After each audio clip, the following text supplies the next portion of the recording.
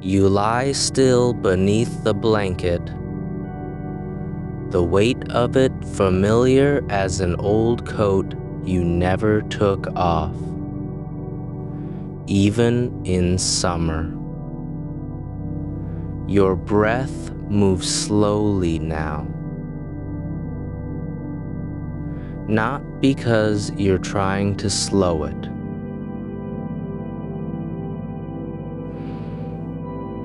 but because your body remembers how to rest.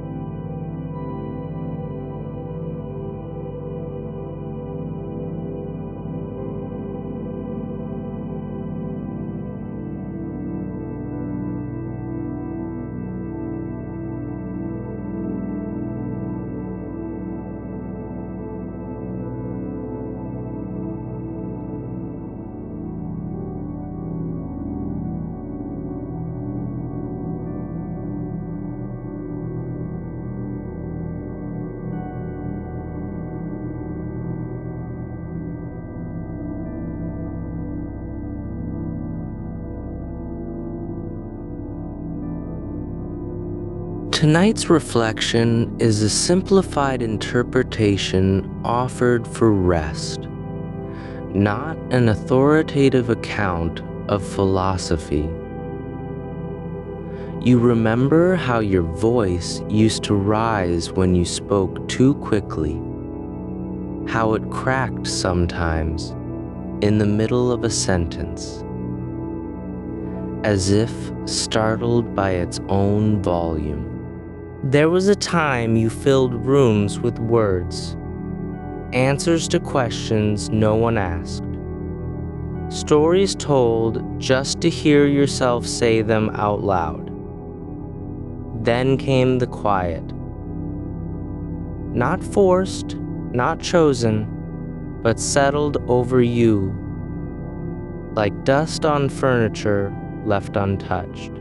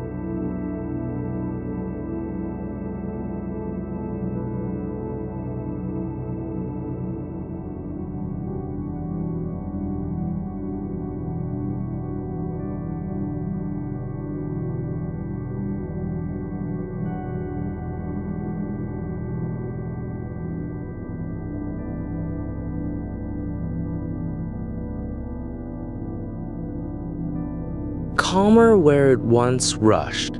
You don't know if it's the same voice. You only know that when you hear it now, it doesn't feel like someone else's. It feels like yours, even though the shape of it has softened around the edges, as if time had pressed its palm gently against your throat and smoothed out the sharpness. You think of a keychain you carried for years, the metal worn smooth where your fingers always brushed it, the same one you lost in a coat pocket, then found again months later, tucked between winter layers. You didn't need to ask if it was still yours. You knew by the way your thumb found its groove without looking. You think of a book you read once and never opened again. Years passed. The spine cracked along the same fold each time you'd set it down. When you pulled it from the shelf last autumn, the pages smelled like dust and old rain.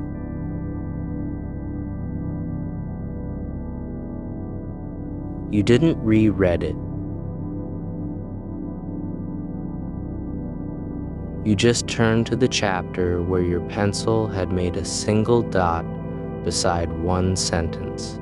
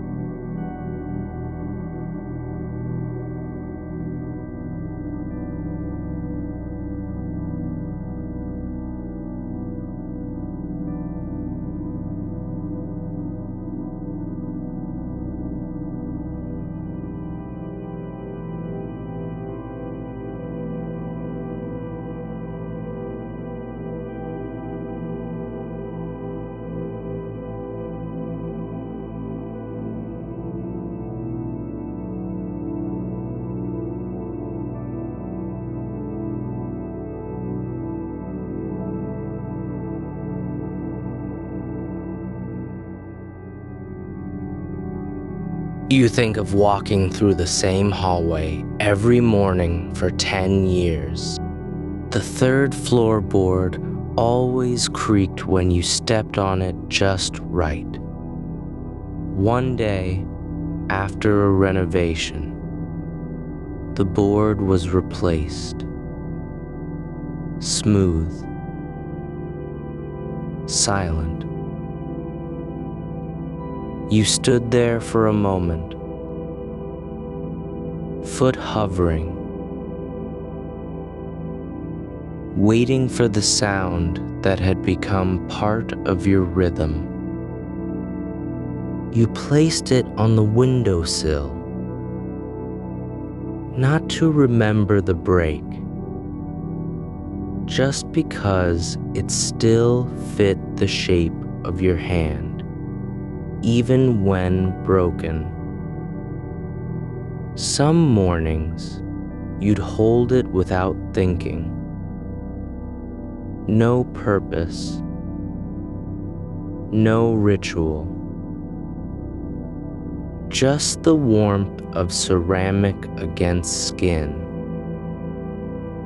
and the quiet knowledge that something familiar could remain even after it was no longer whole. You think of how your dreams used to be full of voices, people calling your name.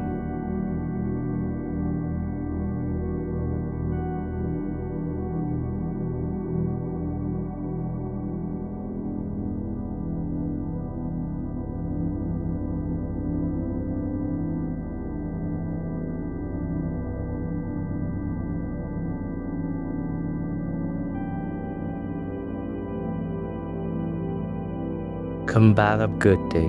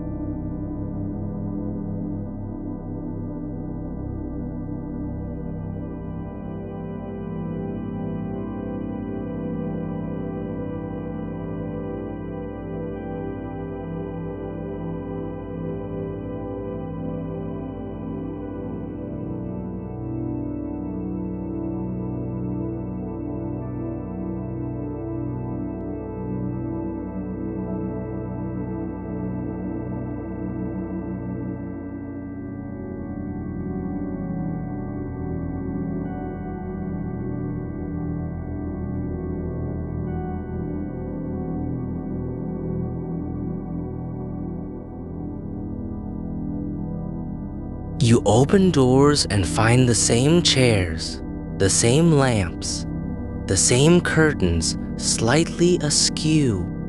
No one speaks to you. No one asks where you've been. And still, you feel like yourself. You think of your hands, how they moved differently. The room was dark, your body was still, and yet you knew you had been somewhere else, not dreaming in pictures or stories, but moving through something older than thought, a kind of belonging that didn't need memory to stay true.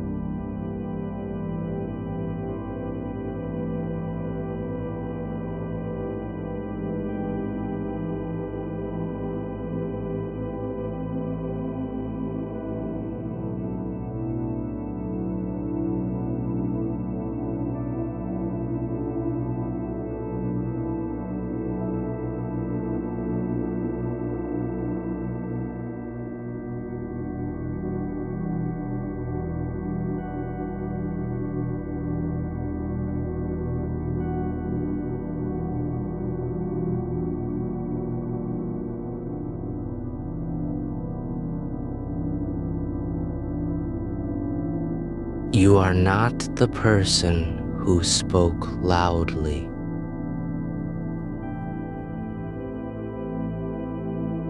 You are not the person who stopped speaking at all.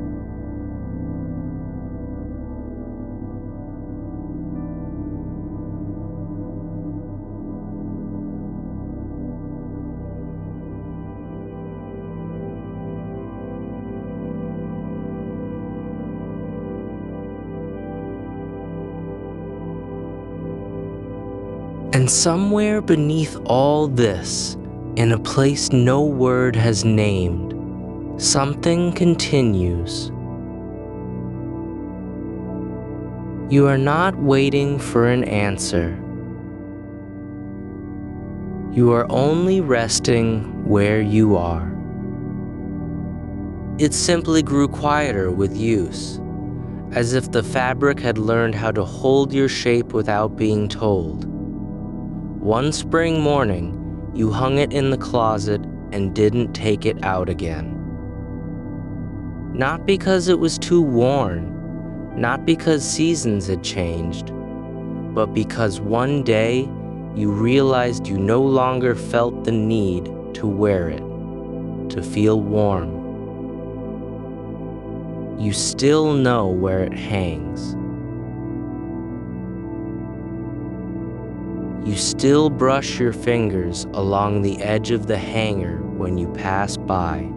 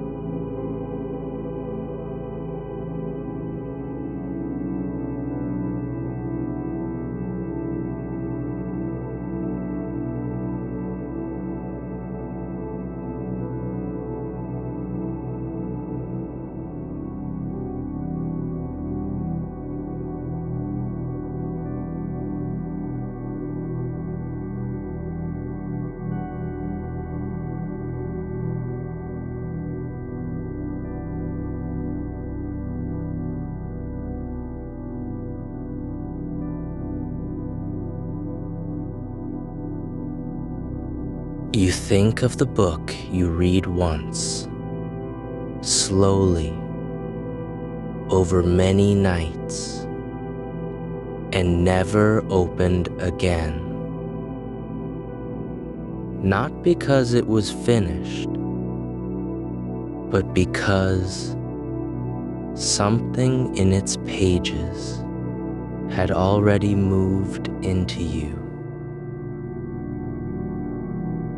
You don't recall the plot. You don't remember the names.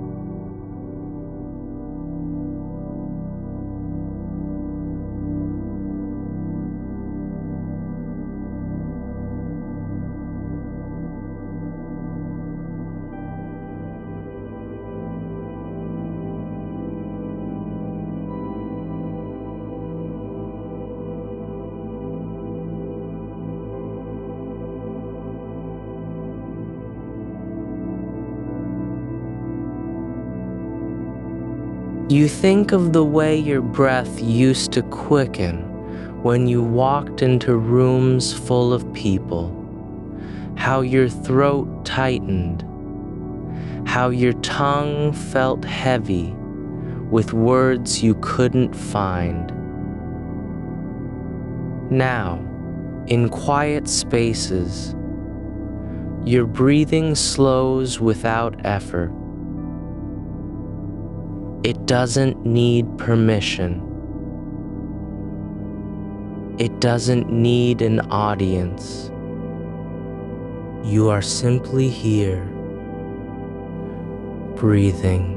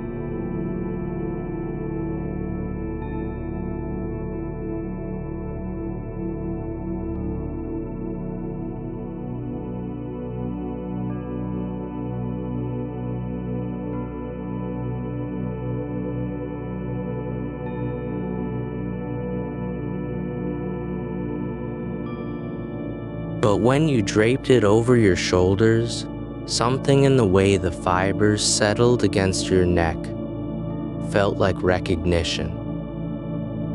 You didn't put it on to feel connected.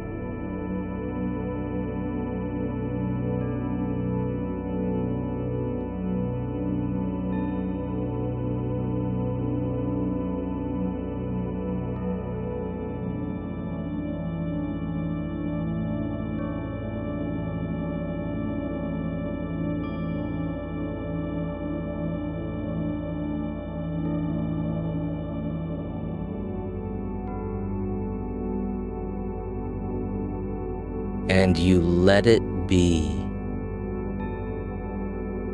The cup doesn't ask why you hold it. The steam doesn't demand to be watched. But there's comfort in its rhythm, the way it comes like a heartbeat you didn't know you were listening for. You don't count the flashes.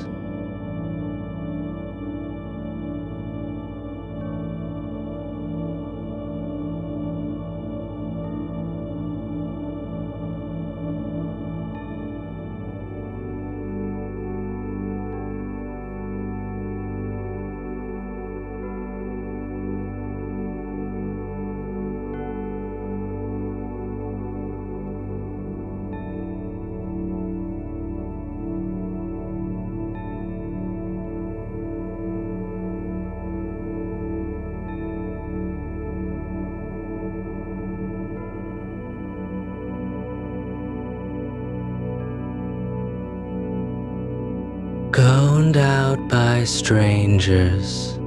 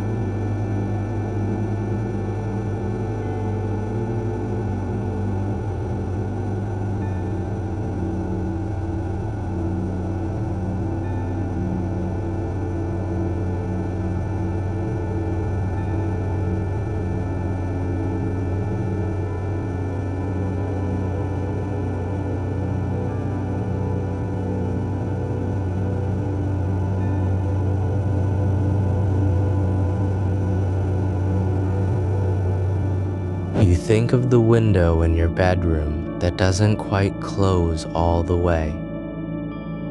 A sliver left open. Just enough for air to slip through when the night cools. You've tried fixing it.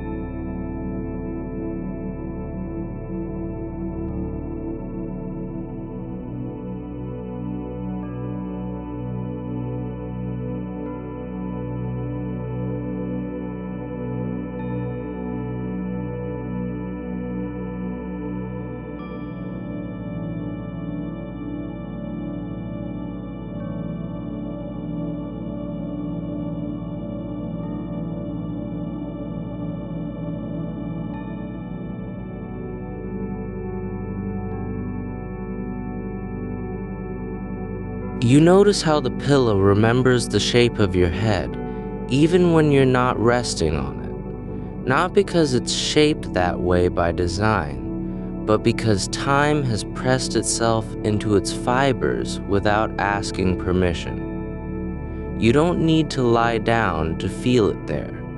It waits quietly, like a breath held too long and then released slowly, evenly, as if the air itself had learned patience from you. You remember the teacup you used every morning for 7 years before it cracked one winter day. Just a hairline fracture along the rim. Invisible unless you ran your thumb over it just so. You didn't throw it away. You kept using it anyway, holding it by the unbroken side, letting the warmth seep through the good porcelain, while the damaged edge cooled unnoticed.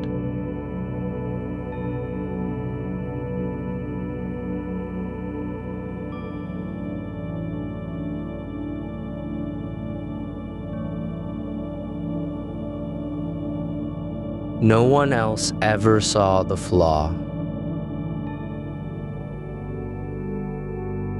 Not even you at first. It was only when you stopped looking for perfection that you began to feel its presence. Not as a break, but as a quiet addition.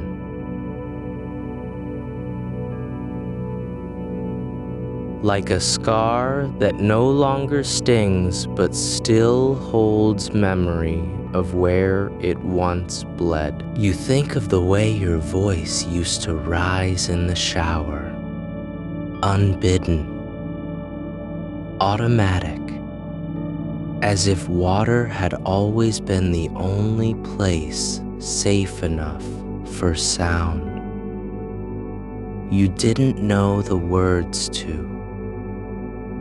humming melodies that belonged to no one else, as though your throat had forgotten how to be silent, even when your mind wanted nothing more than to disappear.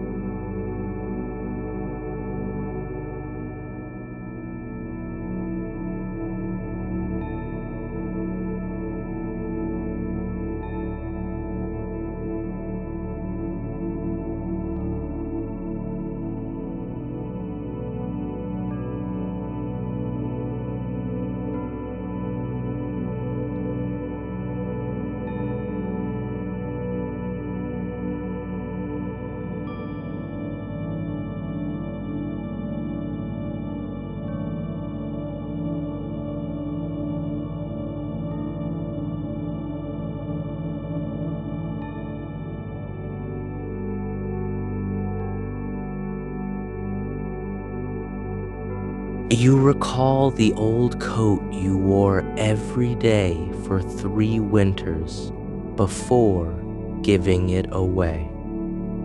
Not because it was worn thin, but because one morning you realized you no longer felt its weight on your shoulders.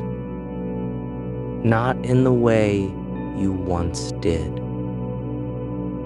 when putting it on meant pulling a shield around yourself, stitching together the edges of something fragile inside. Now, when you pass a thrift store and see a similar coat hanging there, you pause not to buy it back, not to mourn it, but because for just a second, your body remembers how it felt to be wrapped in something that held space for all the things you couldn't say out loud. You think of the bookshelf in the corner of the room where none of the books have been opened in years. Not because they were forgotten, but because their presence became enough. You don't need to read them again to know what they said. Their spines are familiar as footsteps on a floor you've walked every morning since childhood. Sometimes, when the light falls just right, you catch your reflection in the glass door. And for a moment, you're not sure whether it's you looking at the books or the books looking back. You don't answer that thought. You let it dissolve like steam against cold glass. You remember how you used to tie knots in handkerchiefs to remind yourself of things, small promises, quiet intentions, names you were afraid to forget. One knot for the day you swore you'd speak again.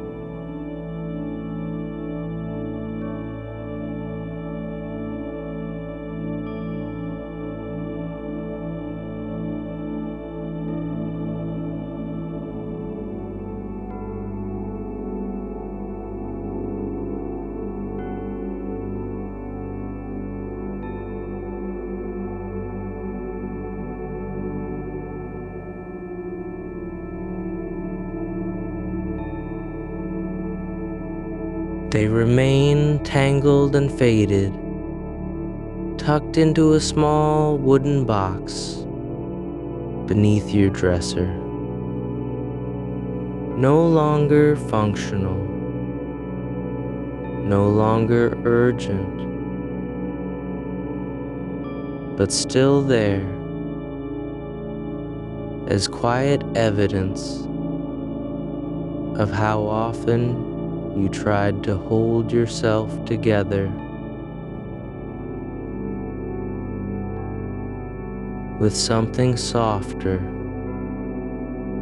You let it tap against the glass, like fingers testing a door that's already open. It doesn't ask if you're ready. It doesn't wait for permission. It simply arrives. And so do you. Still here. Still listening. Still letting things be what they are without needing them to mean something more.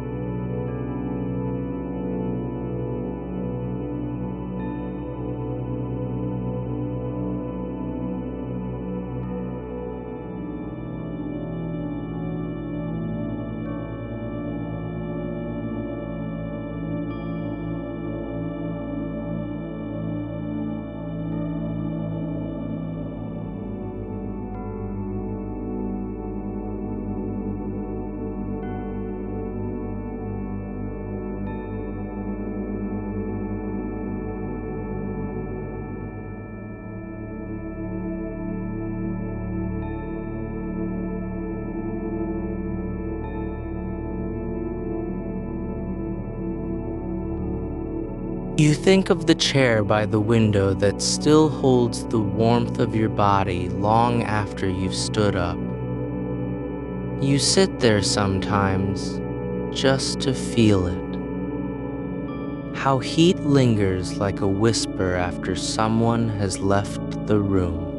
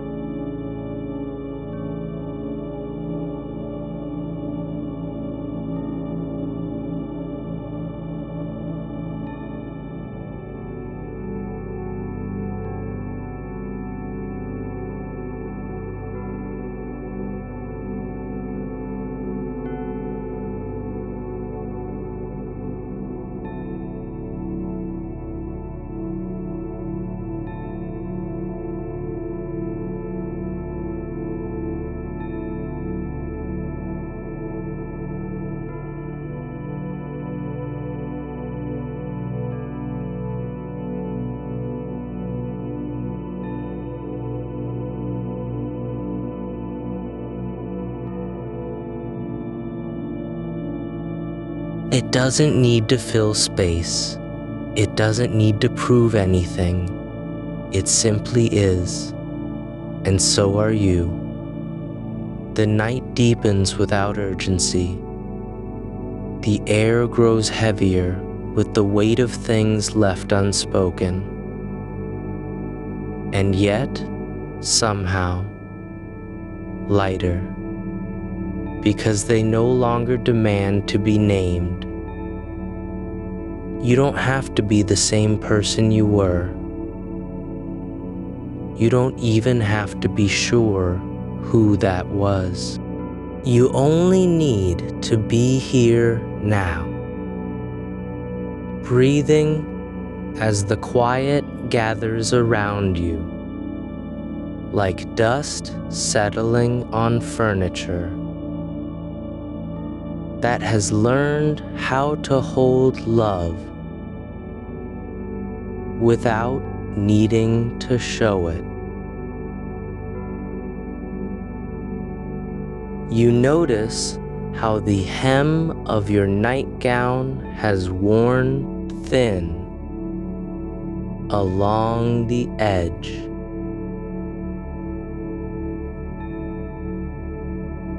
Where it brushes against the floor each evening.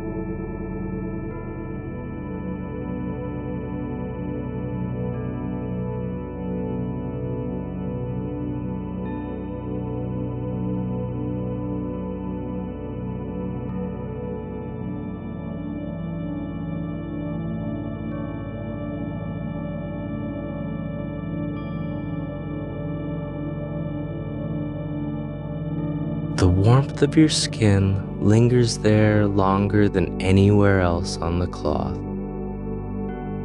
as if the material has learned to hold stillness, the way your body once learned to speak.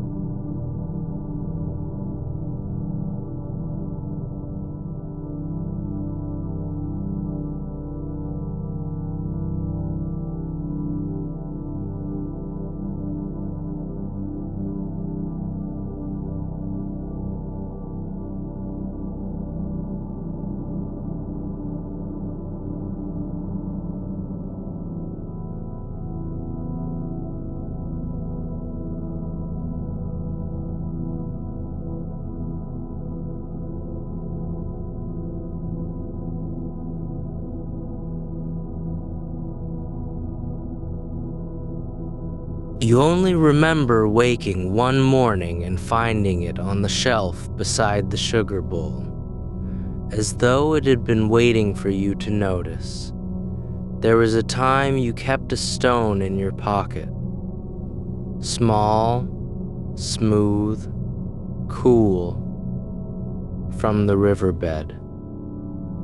And every evening before bed, you held it between your palms until its chill became something you could carry inside. You don't have that stone anymore. You don't remember where you left it. But sometimes, when the air turns crisp and still, you feel the ghost of its shape pressed into the hollow of your hand, as if your skin has memorized the geometry of absence. You think of how the scent of lavender from an old sachet tucked behind a drawer still rises on certain nights, not strong enough to name, not faint enough to ignore. It doesn't come from anywhere you can trace.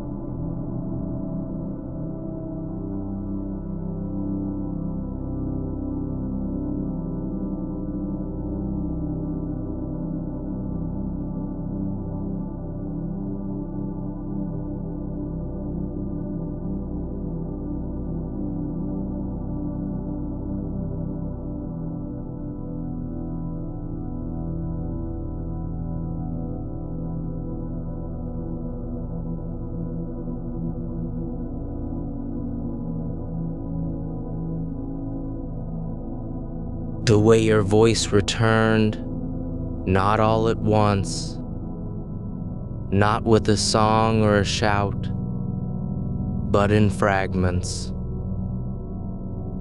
A hum while stirring soup, a murmur answering a question you didn't know you'd heard.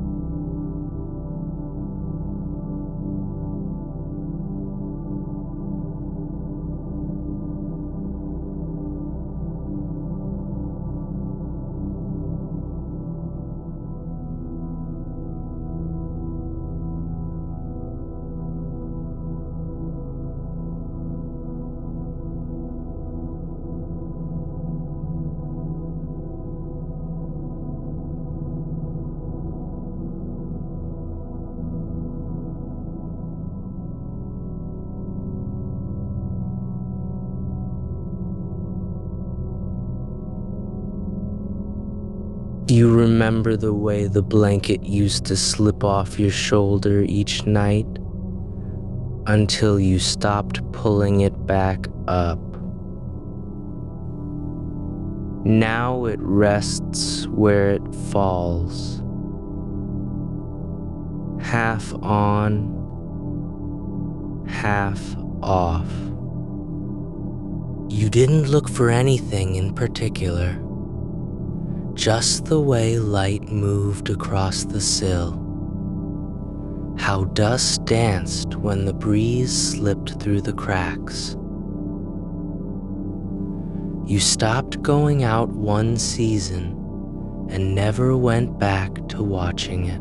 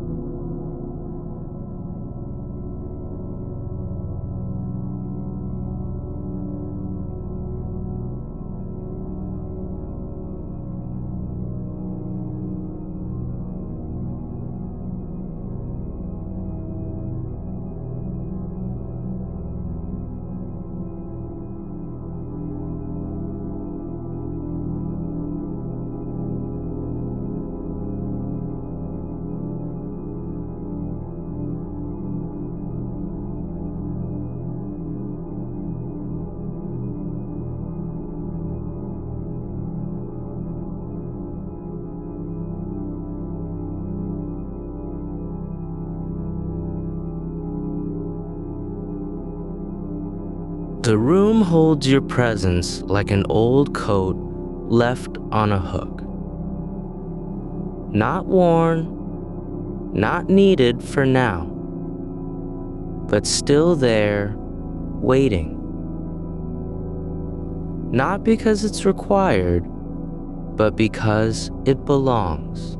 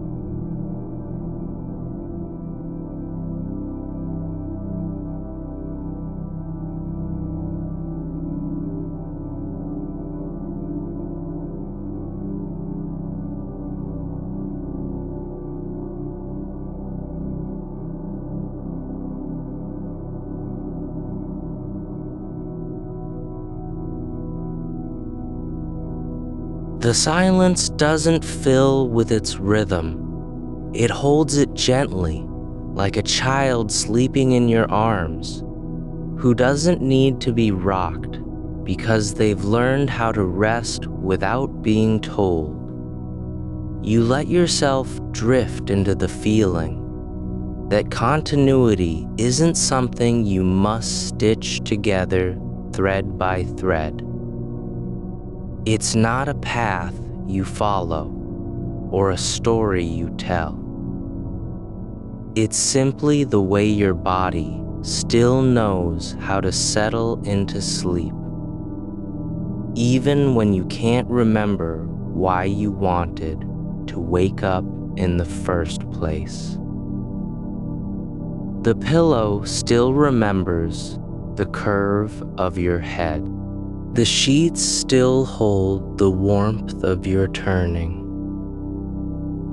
You don't have to be certain that this is still you. You only need to be here. Breathing.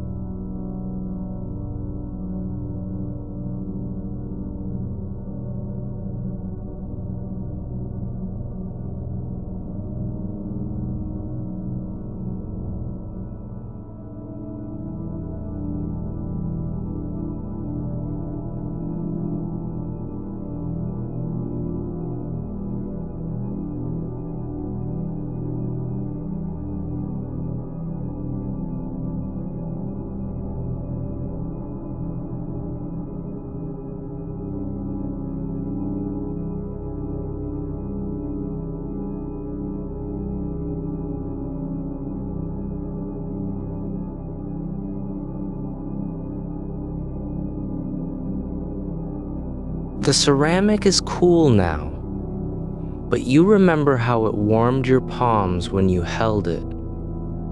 How the steam rose just enough to blur the edge of the room before vanishing into air that didn't ask for anything in return.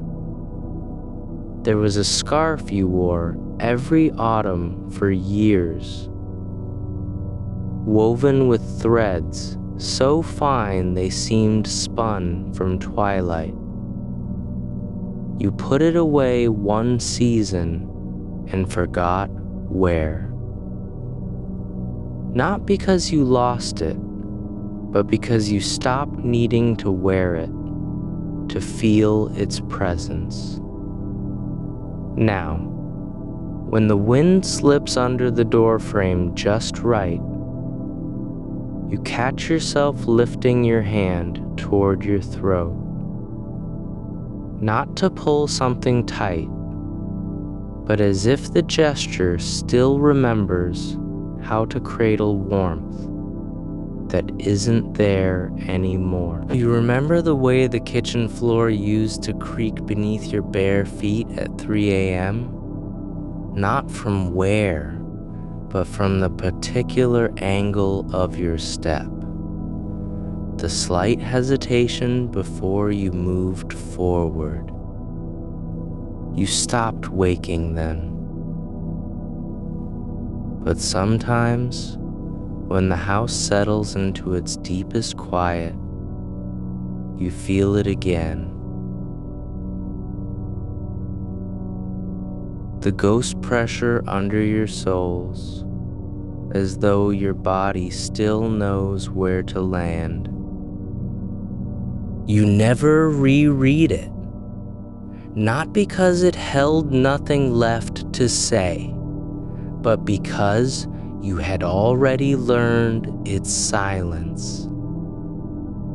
When you passed it now, your fingers brushed the edge.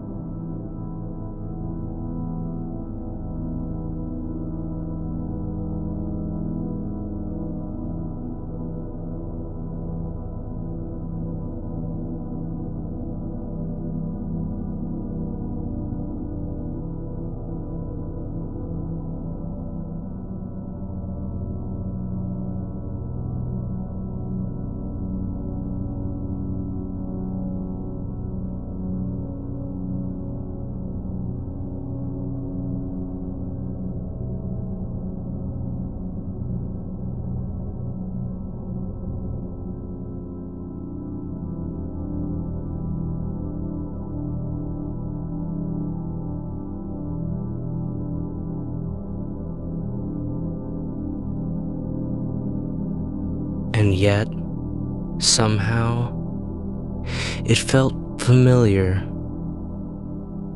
not because you'd heard it exactly this way, but because the act of listening hadn't changed.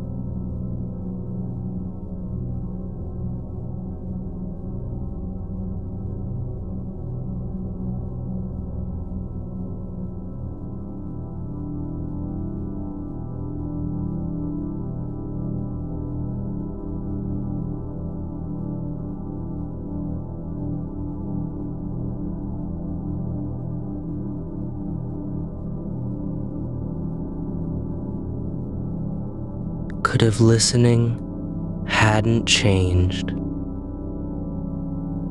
the same part of you that once counted drops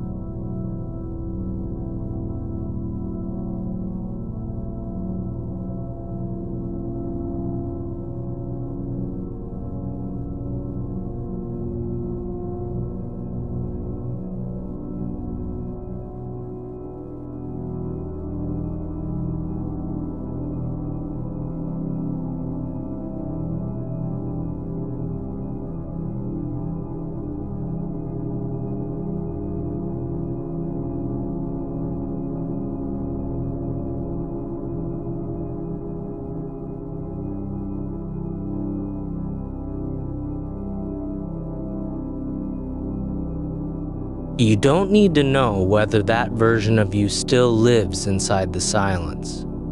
You only notice how the air thickens slightly around the empty seat, how the light lingers longer there than anywhere else in the room, as though something unseen is gently holding its breath. The scent of rain on dry earth comes through the open window now and then. It doesn't matter if it's spring or autumn or some unnamed time between them.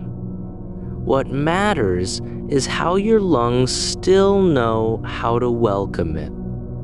Not as a signal, not as a promise, but simply as something that has always belonged here. You notice how your hand sometimes moves on its own, reaching for the edge of the blanket,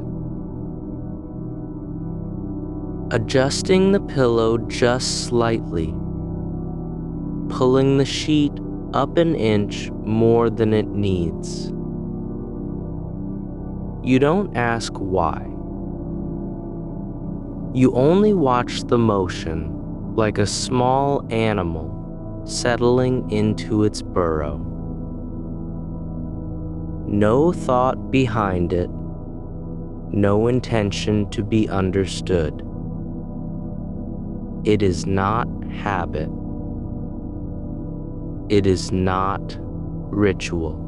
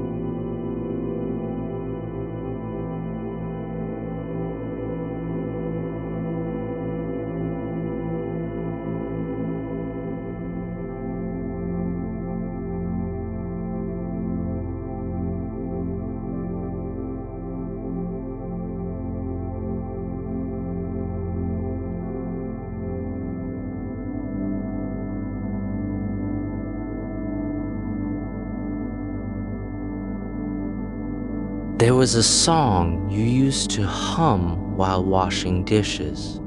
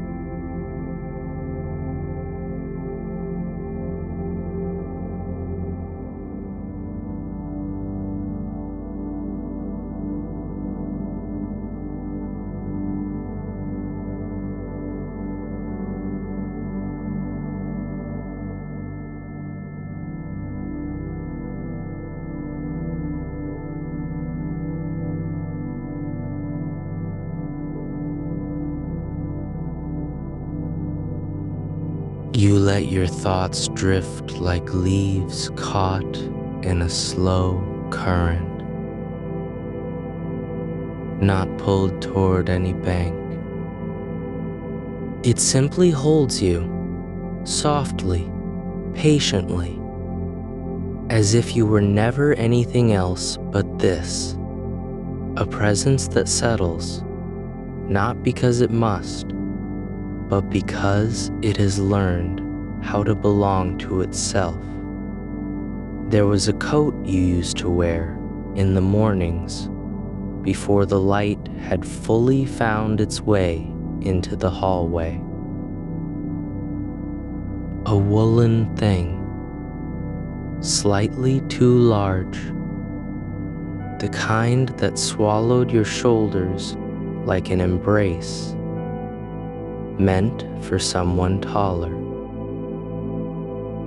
You stopped wearing it not because it wore out, but because one day you noticed the collar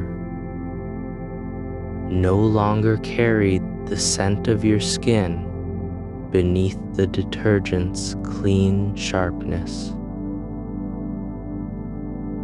It still hung on the hook by the door.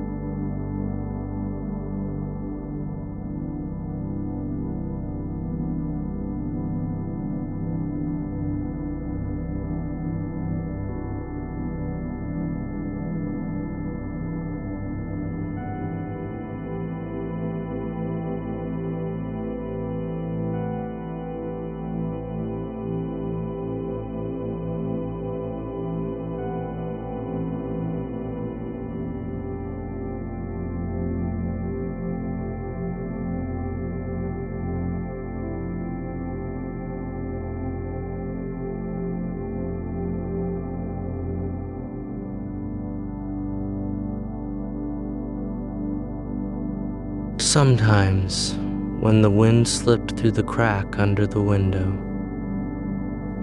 the coat would sway just slightly. Not enough to be called movement.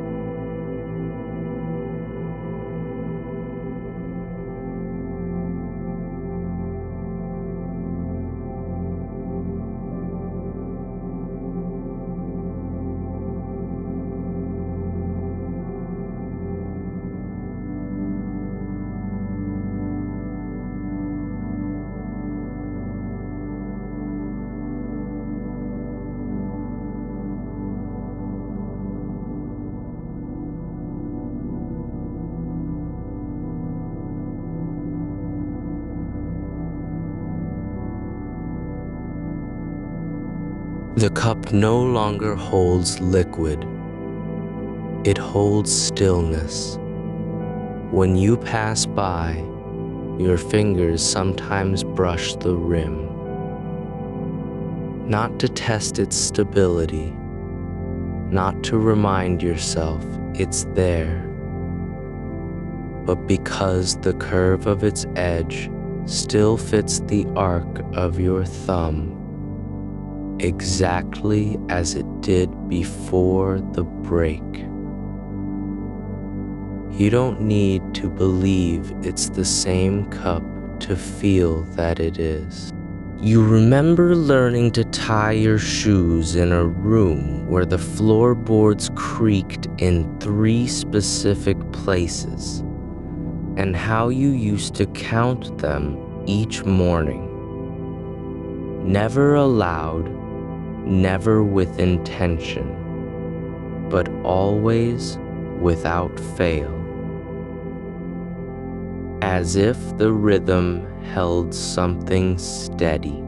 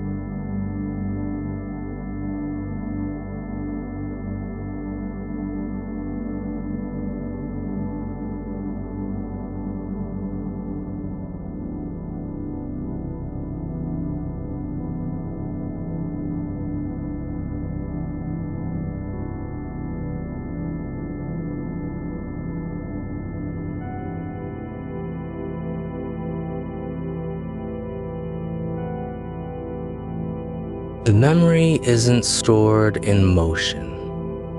It lives in the pause before you reach for something familiar.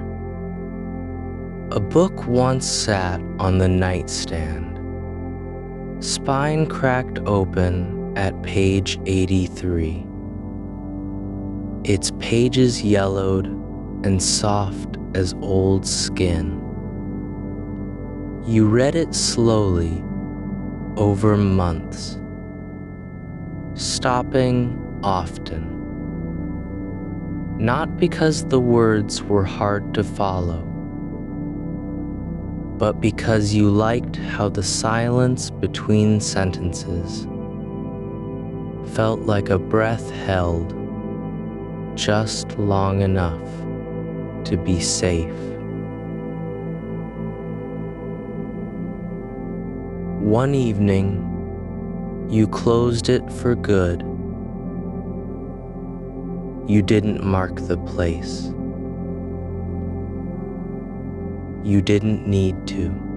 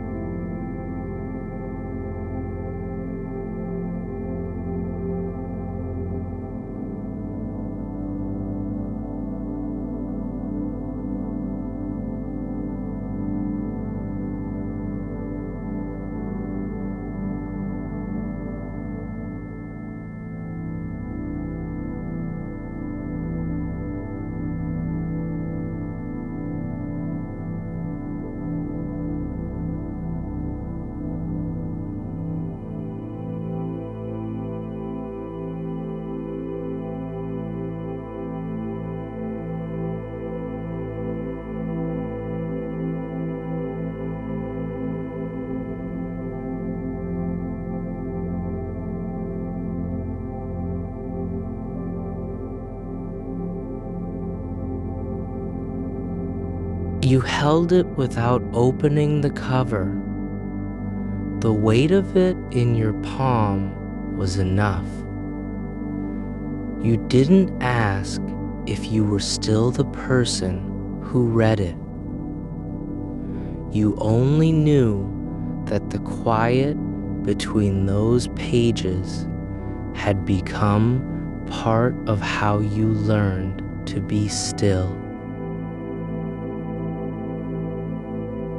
There is a patch on the rug near the door.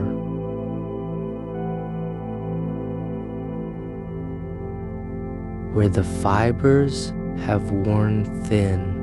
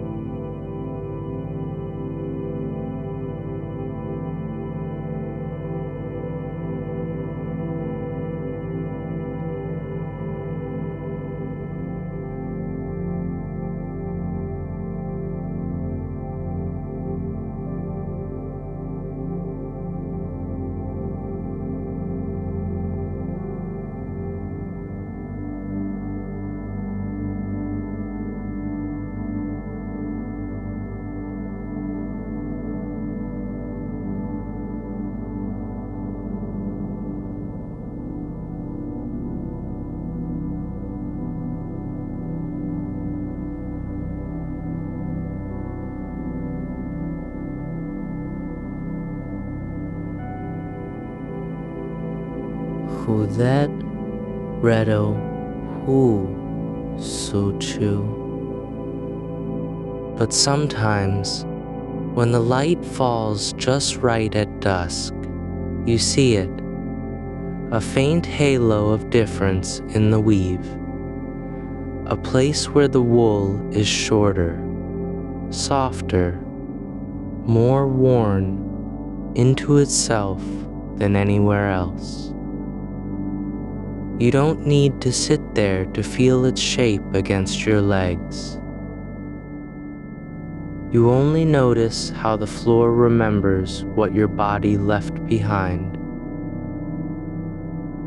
Not as damage, not as loss, but as something settled.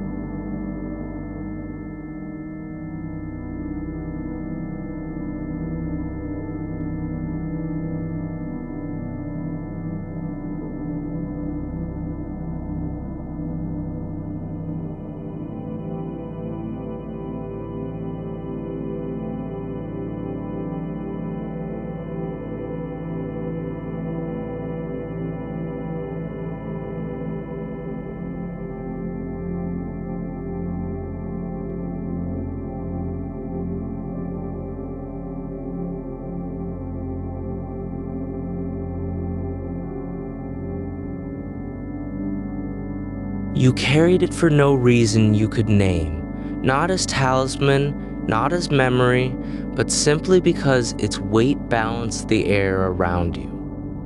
One day, you opened your hand and let it go, not into water, not onto earth, but into the space between two chairs in an empty room. You didn't look back. Years passed. Then one morning, you found it again on the sill outside your bedroom window, as though the wind had brought it home. Or perhaps the ground had given it up. It was clean now, dry. No moss, no dirt. Just the same shape, unchanged.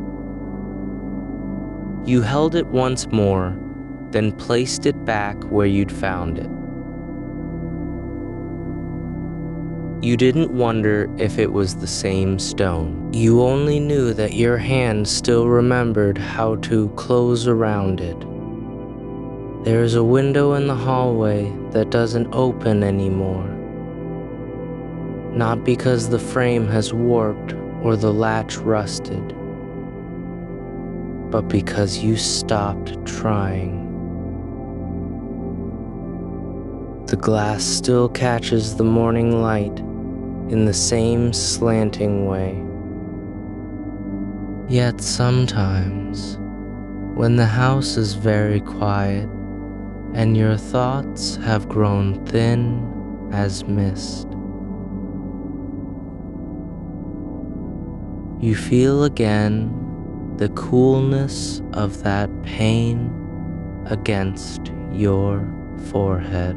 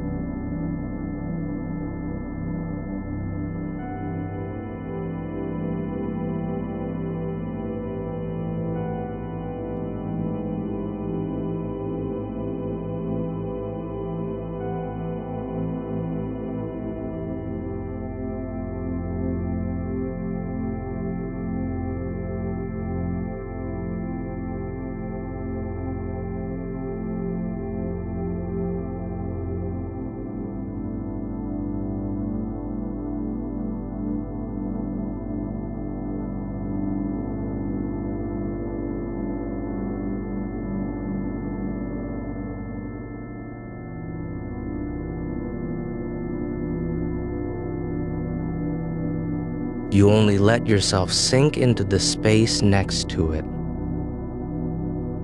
letting your shoulders settle near its edge. Not because you need comfort, but because the shape still fits you, just as it always has, even when you weren't sure who you were anymore.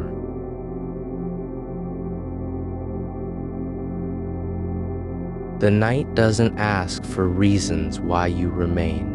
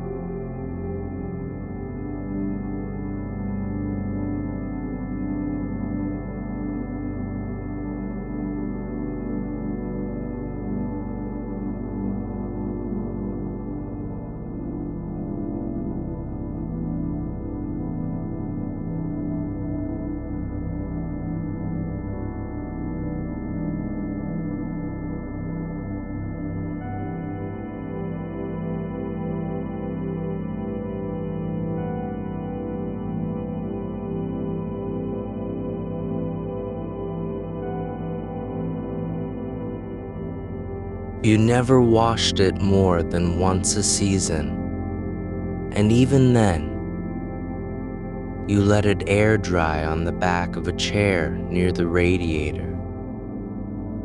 You didn't put it on that day. You only held it against your cheek, letting the weight of its softness remind you that some things hold themselves together without being told how. There is a teacup you used every morning before work.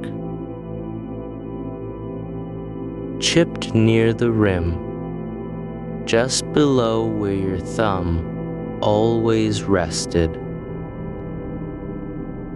And though you've had others since,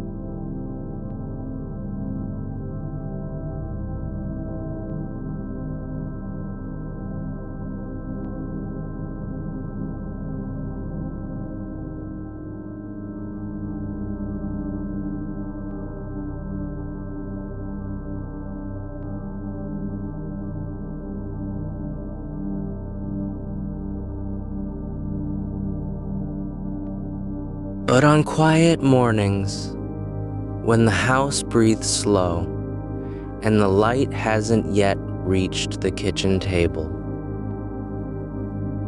you lift it anyway.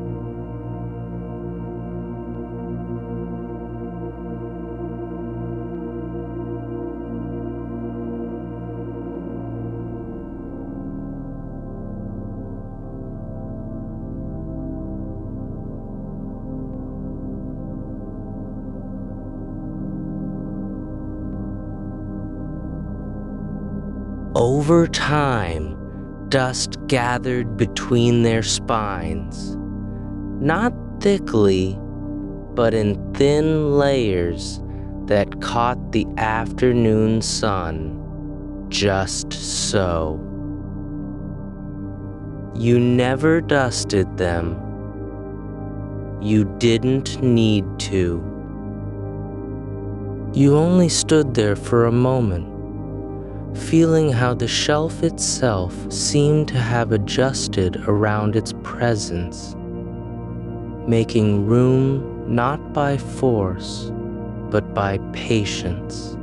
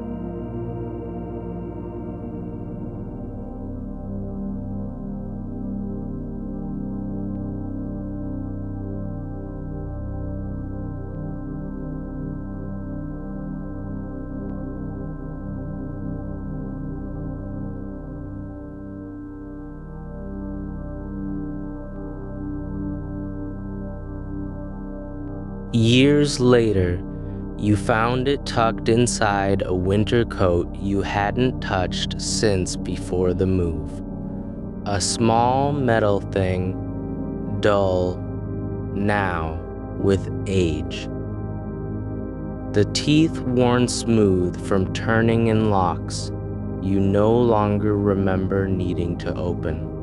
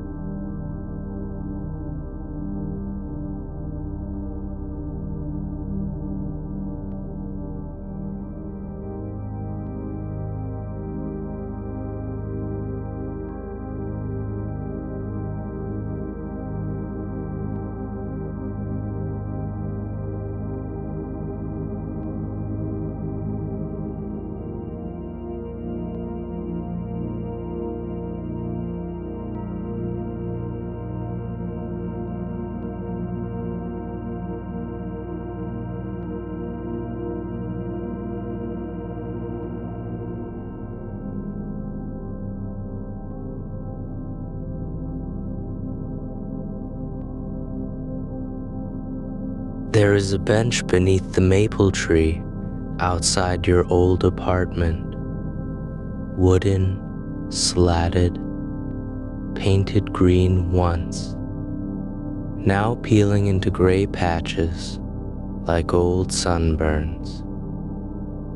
And you used to sit there every evening when the light turned honey-colored and the neighbors were still inside. You didn't talk to anyone. The city came to remove it, but left the broken pieces behind for a while. Splintered slats, twisted bolts, fragments of paint clinging like dried tears. You didn't touch them. You only watched from your window.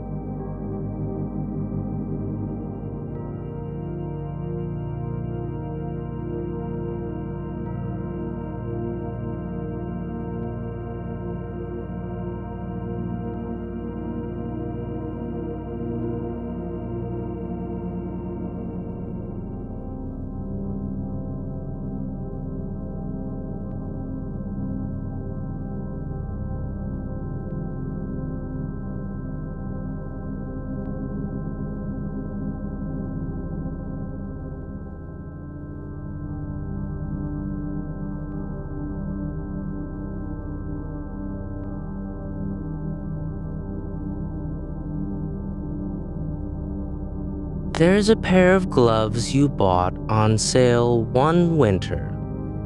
Will blend too tight at first.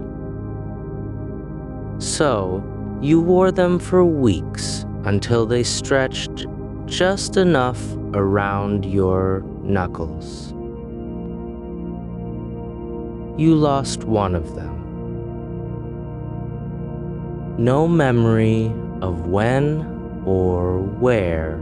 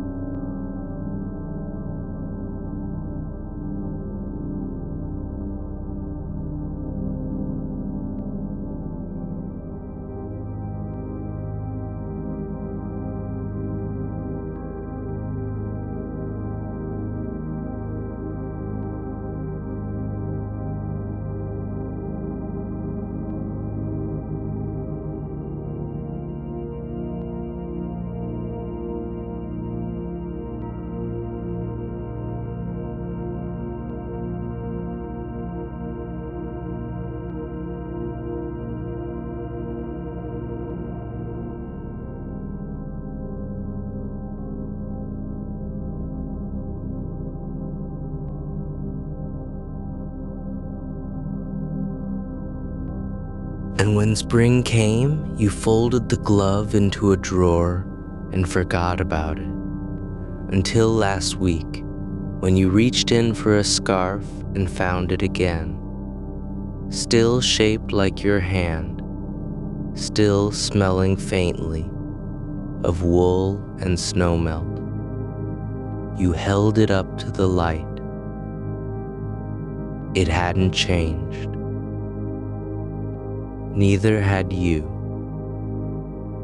It only asks that you feel how much has already stayed without your permission. How your breath still finds its rhythm near the pillow. How your shoulder still knows where to rest against the curve of the mattress.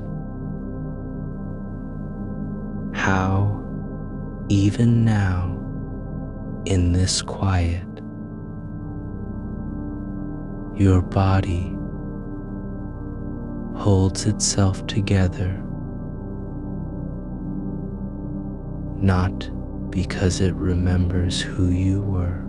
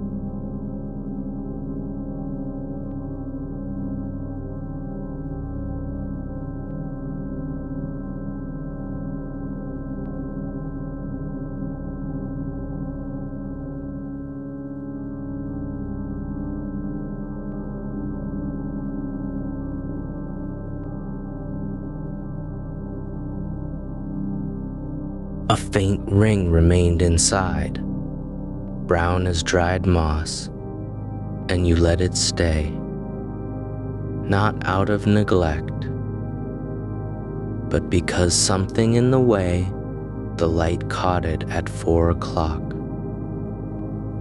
made the stain look less like residue and more like a shadow the cup had grown into. One day, years later, you found it tucked behind a stack of books on the top shelf of your kitchen cabinet, covered in dust that hadn't been disturbed since before the rainstorm that flooded the basement.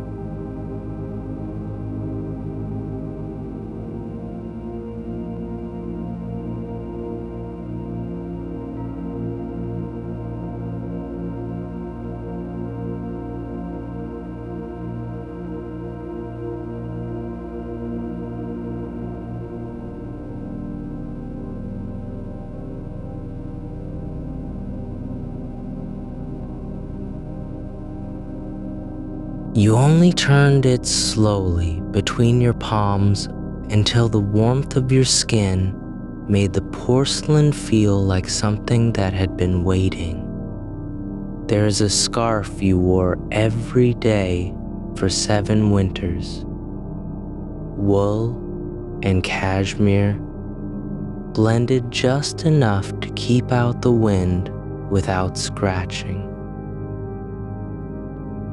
It was never bright. Soft gray with threads of charcoal. You lost track of how many times you wrapped it around your neck without fastening it, letting the ends drape loosely as if they were meant to be untied. One morning, in March, you reached for it and found only empty space where it had hung on the hook beside the door. You didn't look for it. You didn't buy another. That winter, you wore your coat open more often than not, letting the cold brush against your collarbone as if to test whether you still remembered how to feel it without wrapping yourself in something meant to hold you together. Then, last October, while folding laundry from a box you hadn't opened since before the move, you found it folded neatly inside an old sweater, still shaped like the curve of your shoulders, still carrying that quiet cedar scent beneath layers of dust and time. You held it against your cheek for a long moment.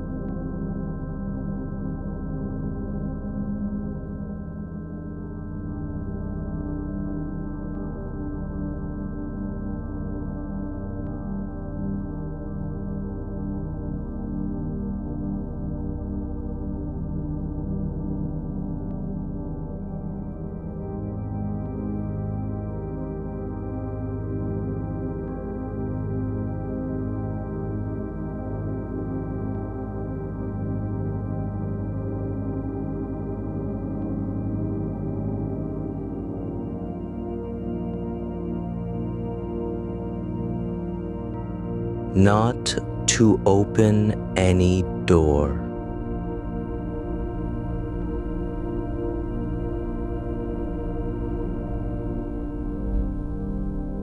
You didn't know what it unlocked.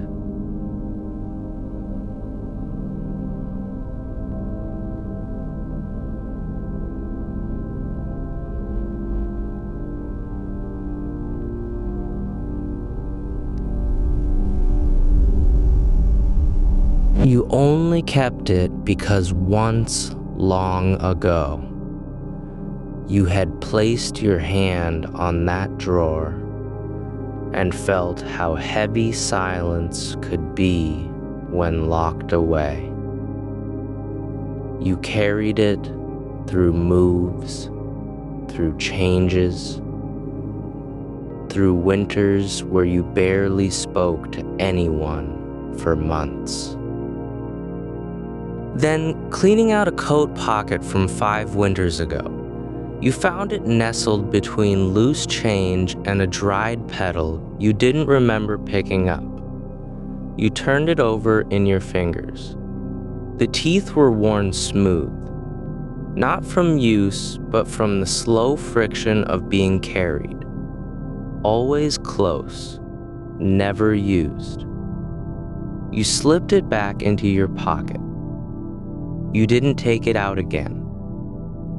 There is a pair of shoes you wore until the soles curled upward like old pages, and the leather softened into the shape of your feet so completely that walking in them felt less like wearing something and more like moving with something that had grown alongside you. You stopped wearing them when one heel cracked open during a walk by the river.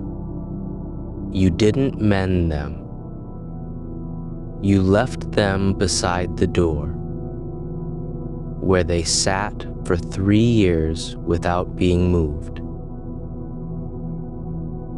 Sometimes, on rainy nights, when the air was thick and heavy,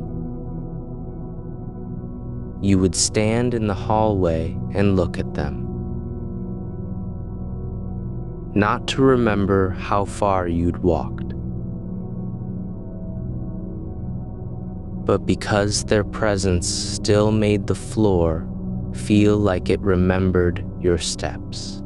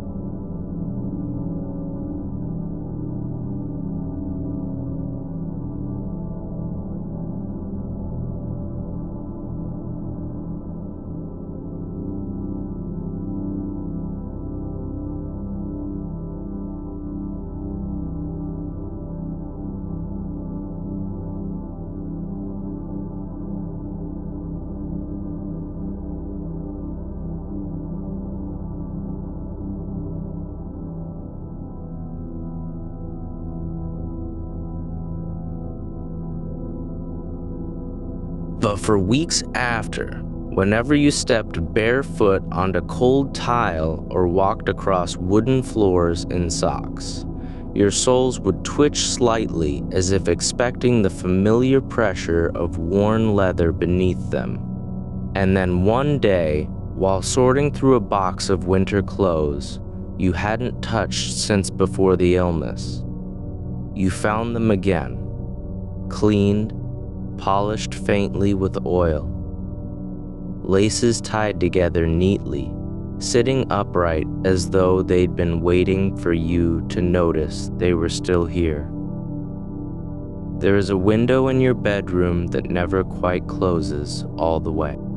The frame is warped over time, and when the wind blows just right, it lets out a soft hum, low enough that you didn't hear it at first, until one night you woke because something in the quiet had changed. You sat up slowly and listened. The sound wasn't coming from outside. It was coming from the space between the wood and the sill. The air moving through an opening too small to see, but just large enough to carry a breath.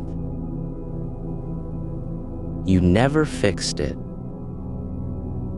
You learned to sleep with that hum in your ears.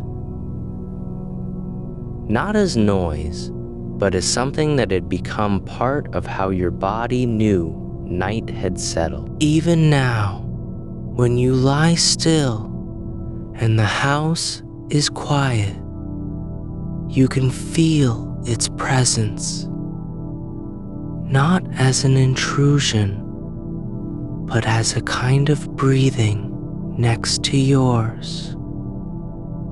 There is a photograph you never framed. It's faded now, corners curled from being carried in a wallet too many times.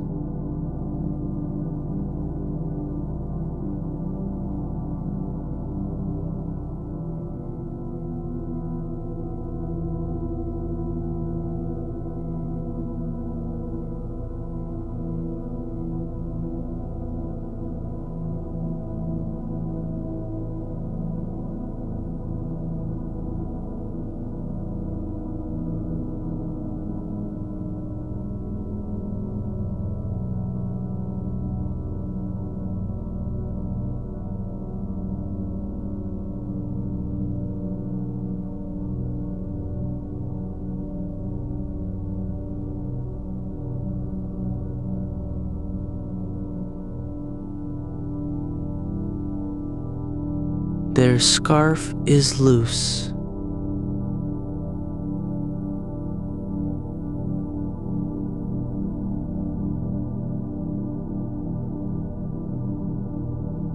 The light falls across your shoulders like honey.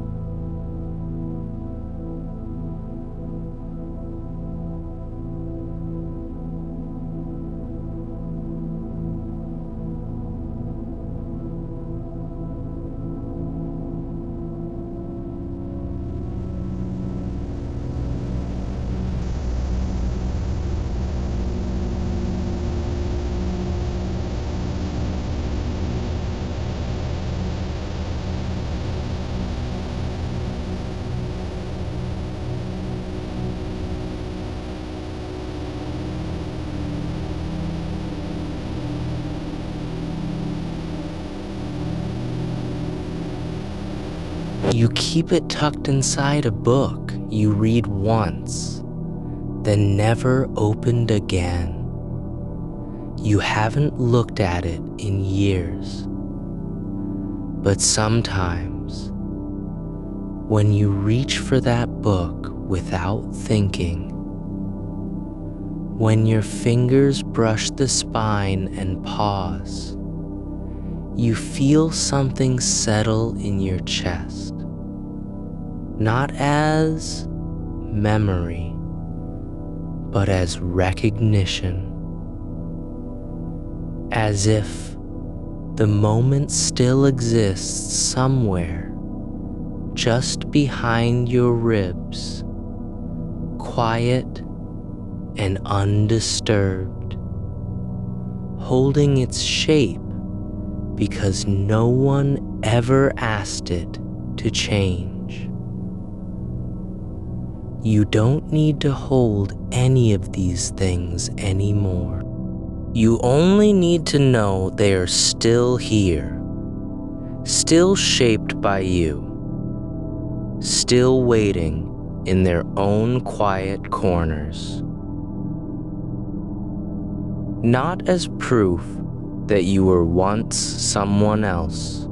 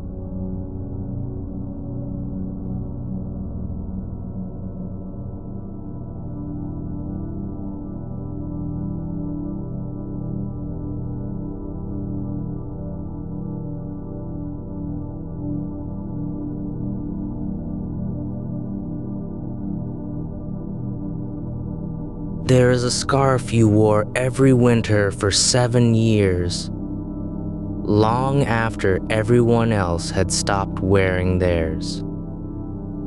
Thick wool, slightly itchy, dyed a color that never quite matched anything else in your closet.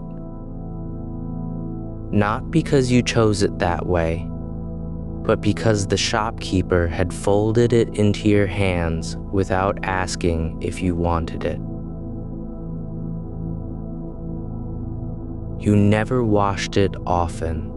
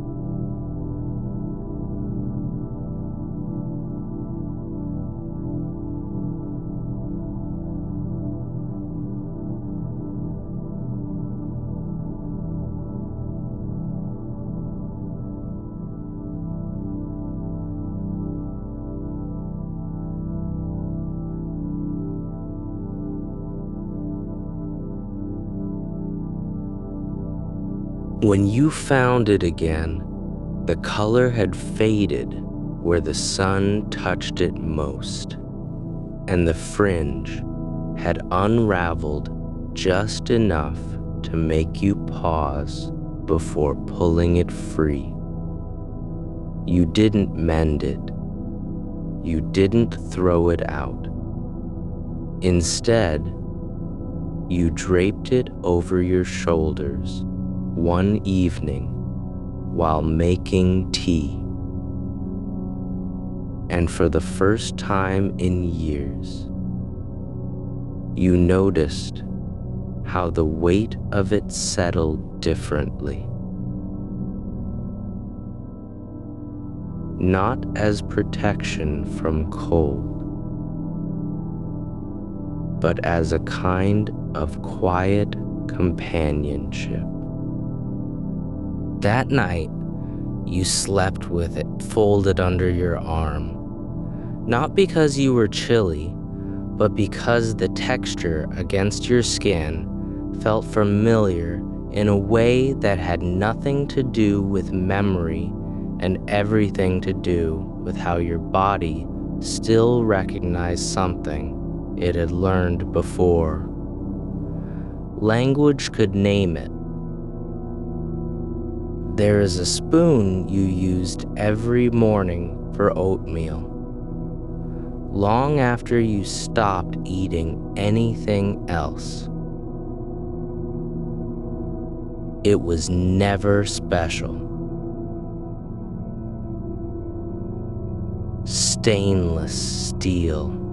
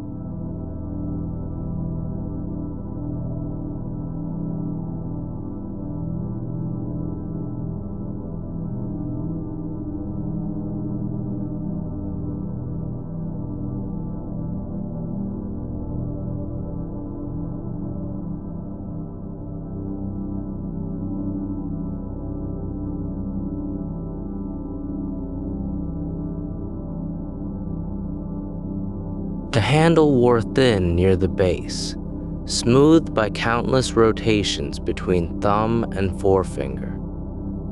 Each motion so small and automatic that you didn't realize until one day you reached for it and found yourself holding nothing but air. You looked around the kitchen and saw 3 others resting in the drawer.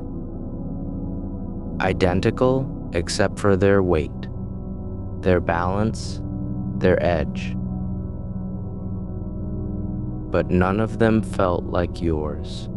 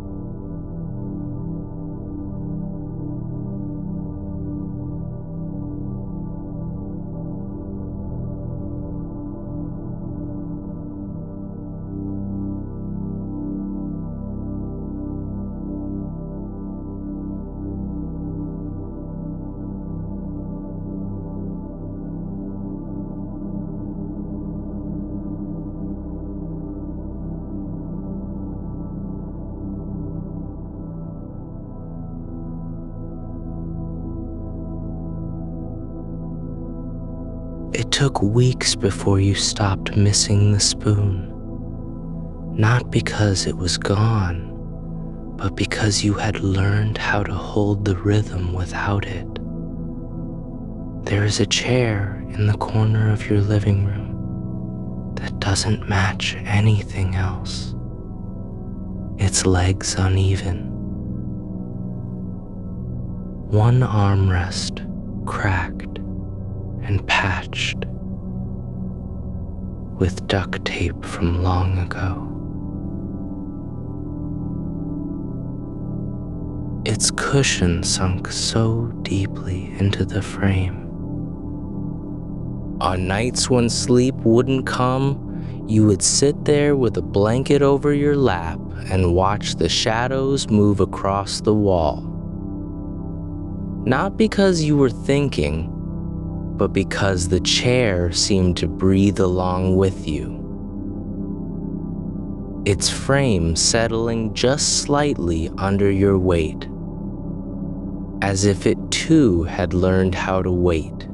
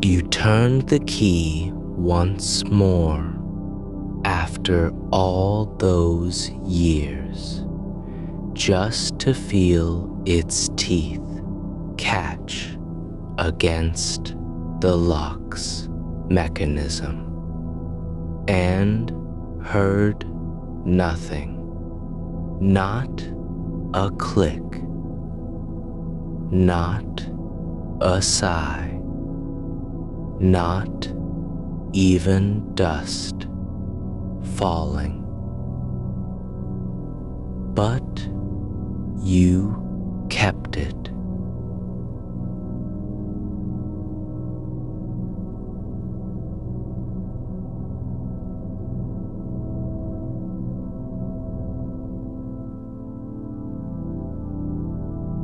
Not because you hope to use it again.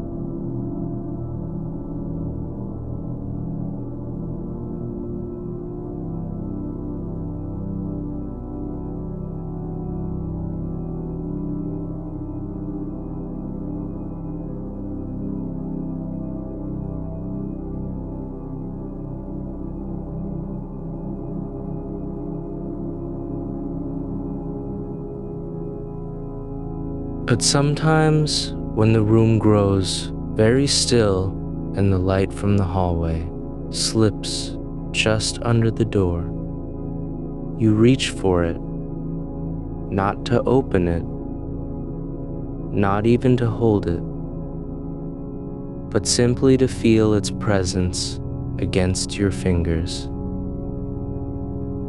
The way a stone left on a windowsill still holds the heat of afternoon, long after the sun has gone. It is enough that it sits there, waiting not for your attention, but for your return, not as something lost, but as something that never asked to be found.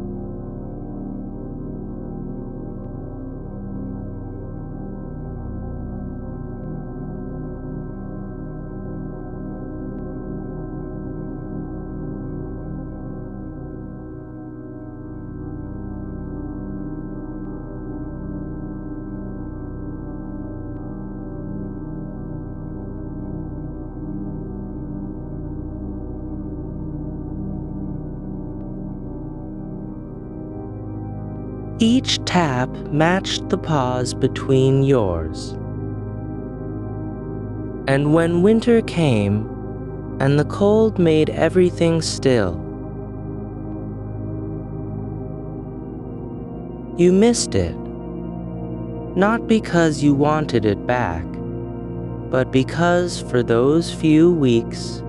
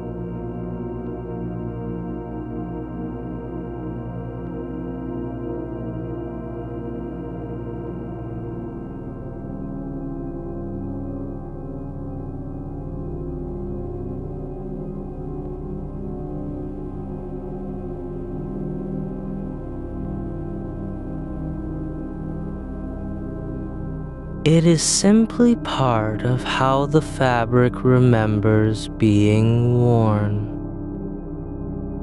You stopped using it when the glaze began to chip near the rim, not because it was broken, but because holding it felt like remembering how to hold yourself differently.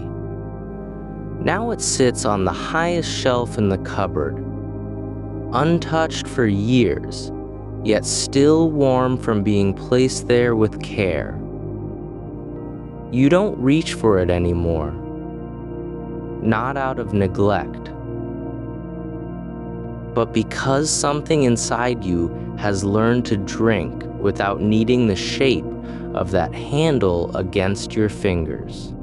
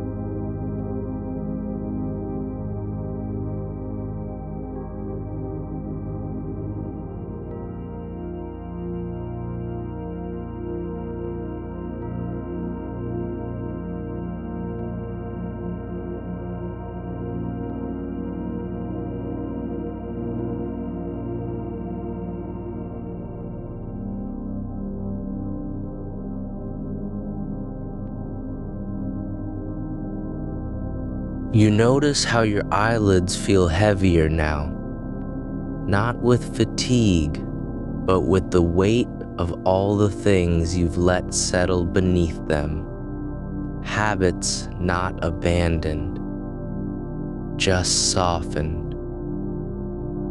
Voices not forgotten, just lowered. Names once spoken aloud, now whispered only in stillness. There is a scarf draped over the back of the chair that doesn't match anything else you own. You bought it on a trip you no longer recall clearly. Only the texture remains.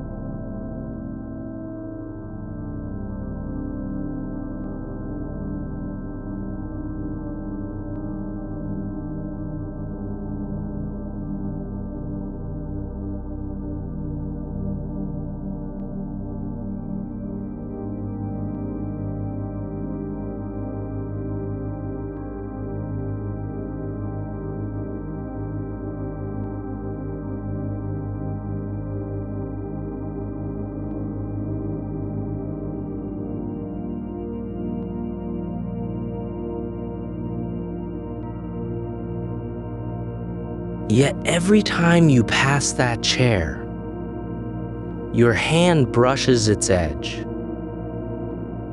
Not to pick it up, not even to adjust it, but just to feel the way the fibers still hold the memory of being wrapped around shoulders that once knew how to be cold without needing warmth. There is a step on the staircase leading upstairs that makes a faint sound when pressed. Just one note. Barely there. Like a sigh caught between two breaths.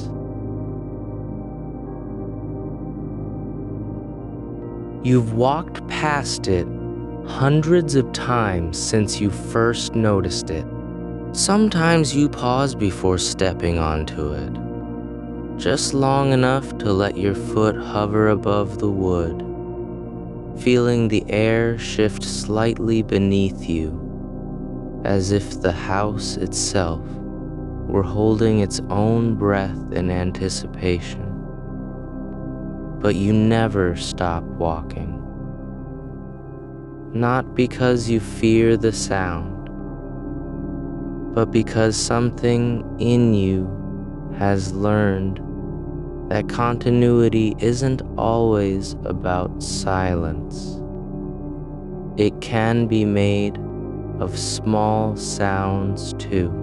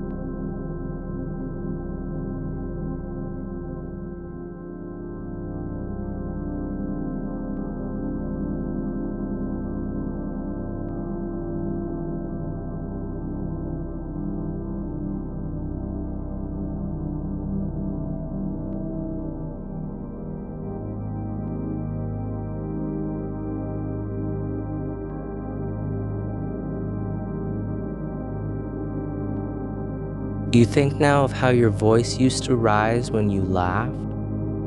How it would lift off your tongue like a bird startled from its perch? And how later, after long months without speaking aloud, it came back slower, lower, with pauses between words that hadn't been there before. Not broken. Not lost. Just rearranged.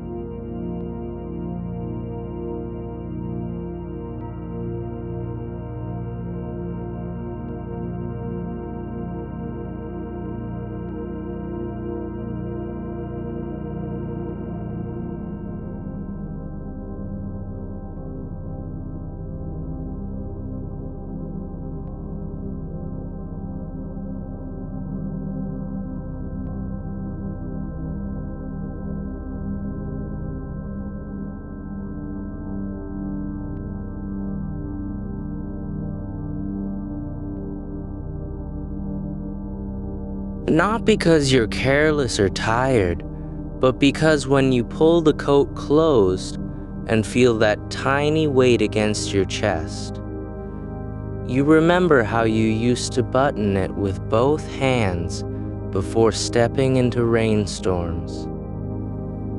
How the world outside felt sharper then, more vivid, less forgiving. Now, when you wear it, the loose button doesn't catch on anything. It just sways gently as you walk, barely moving at all. And somehow, that movement feels like an answer. The room grows darker now, without effort. The air carries the faintest scent of old paper and dried lavender from a sachet tucked into your drawer months ago. You haven't opened it since, but its fragrance lingers anyway, softening with time rather than fading. You don't search for it. It finds you instead in the quiet between breaths, in the space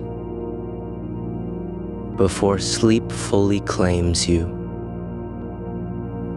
There is an empty chair by the window that never got moved after someone else left. Its cushions still hold their shape from where they were last sat upon, not sagging or sunken, but held gently in place, as if waiting for a weight it already knows how to receive. You don't sit there anymore.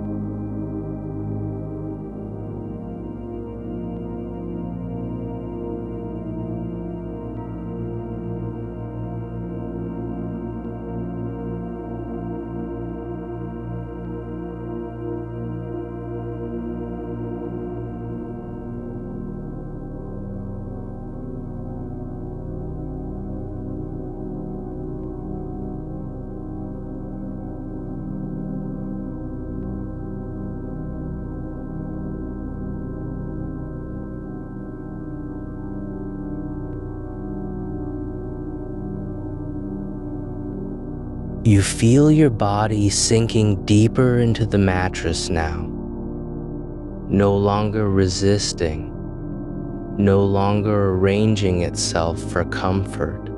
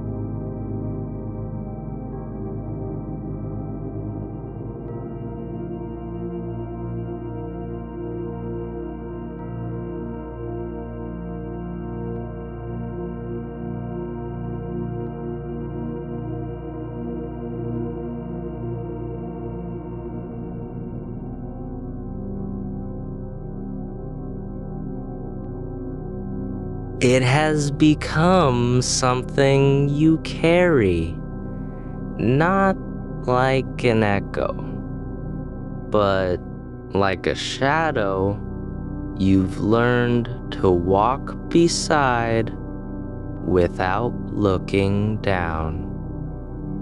There is a teacup on the windowsill you haven't touched in months. Its handle worn smooth, where your thumb once curled around it. The glaze slightly chipped near the rim from when you set it down too quickly. The tea inside is long gone, dried into faint rings like the quiet maps of seasons that passed while you were still learning to sit with stillness. Now, when the afternoon light hits just right, the cup catches a golden haze.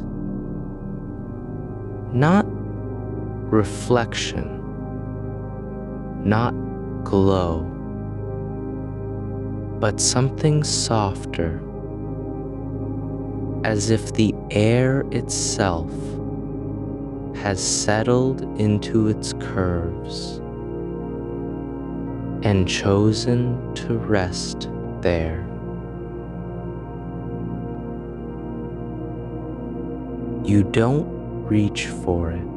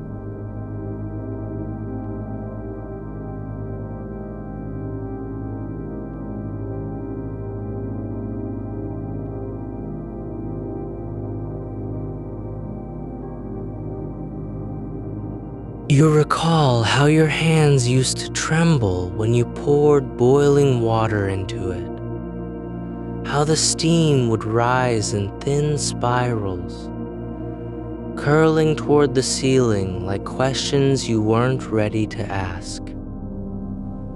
Now, even the kettle's whistle feels distant, a sound that belongs to someone else's morning. But sometimes, when you pass by the cupboard and catch the faintest scent of bergamot lingering on the shelf, your fingers twitch, not to grab, not to reach, but as if they remember how to lift something small and heavy with care.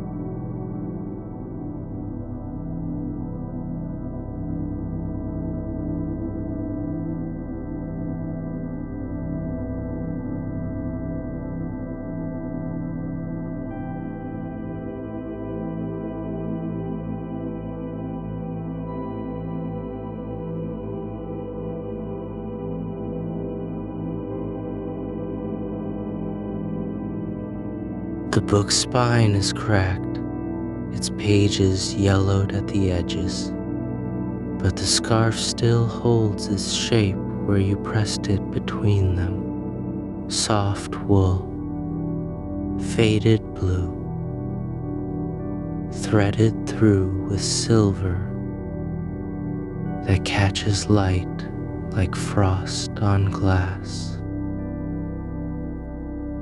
You haven't opened the book since, but when you move it slightly, but you know, without looking, that it hasn't unraveled. There is a stone in your pocket, small and cool, picked up from a riverbank long after you stopped walking by rivers. You didn't think about why you slipped it into your coat when you did, only that the surface felt familiar, as if you'd held it before, in another life. Or perhaps just another version of this one. It doesn't fit neatly in any palm now. Its edges are worn, not by time alone, but by how often you've brushed against it without noticing. The weight, a quiet anchor when your thoughts began to drift too far from the present. You never looked at it closely, never cleaned it. Let moss and river silt settle into its crevices like forgotten prayers. It doesn't mean anything, not really. But sometimes when your breath slows and your shoulders drop, you feel it against your thigh. Not as an object, but as a rhythm. Steady, unchanging, present.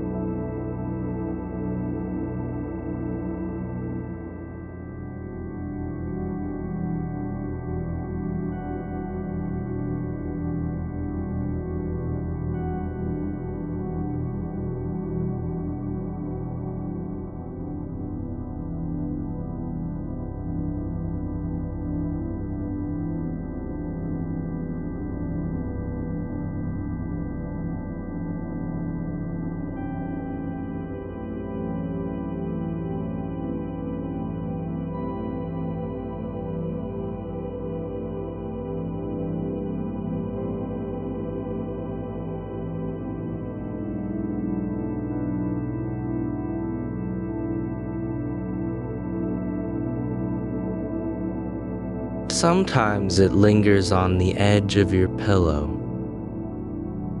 Other nights, it drifts across the footboard like a sigh made visible. You've stopped trying to track its course. You don't measure it with minutes or compare it to yesterday's angle. There is an old coat hanging in the closet, one you haven't worn since before your voice changed. Its sleeves are too long, its collar frayed where your chin once rested against it.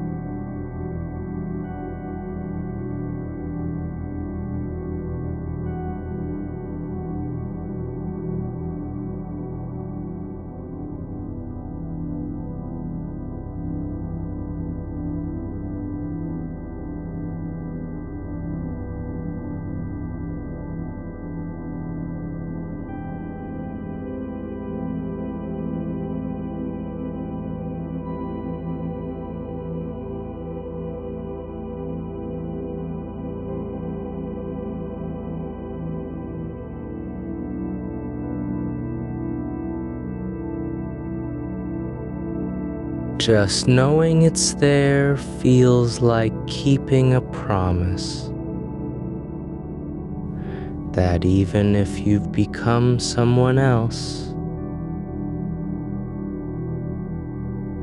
someone quieter,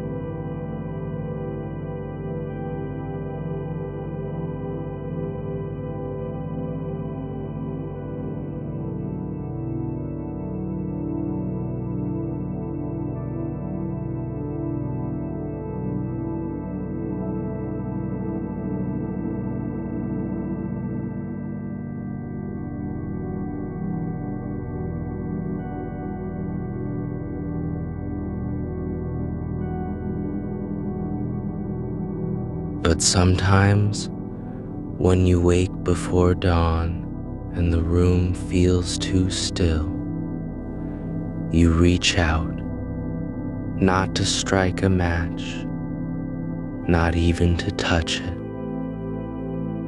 The cup, the scarf, the stone, the light, the coat, they are not mirrors, they are not proof.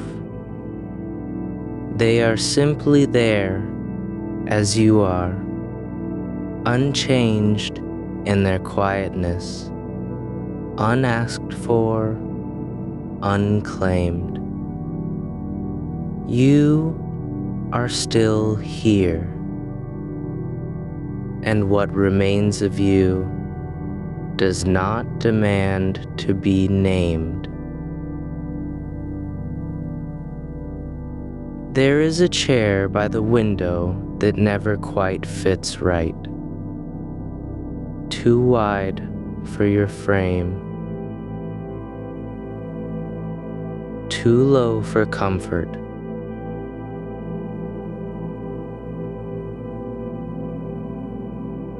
But you sit in it anyway when the light turns soft at dusk.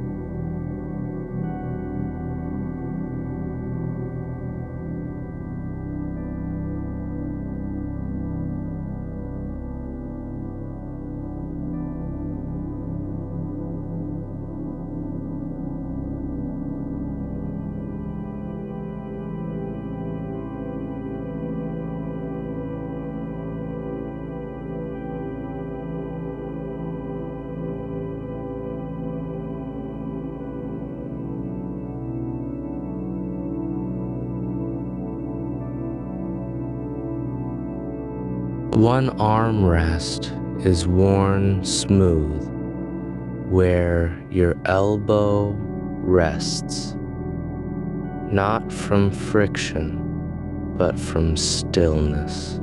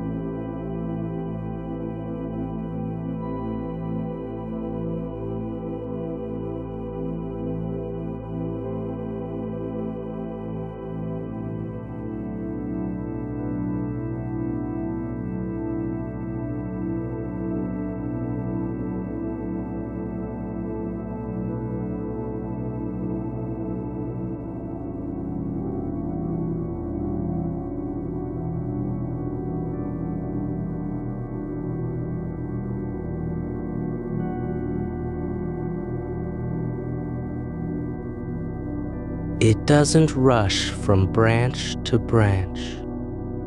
It lingers in the crooks where leaves curl inward, brushing against one another like old friends who no longer speak but still recognize each other's silence.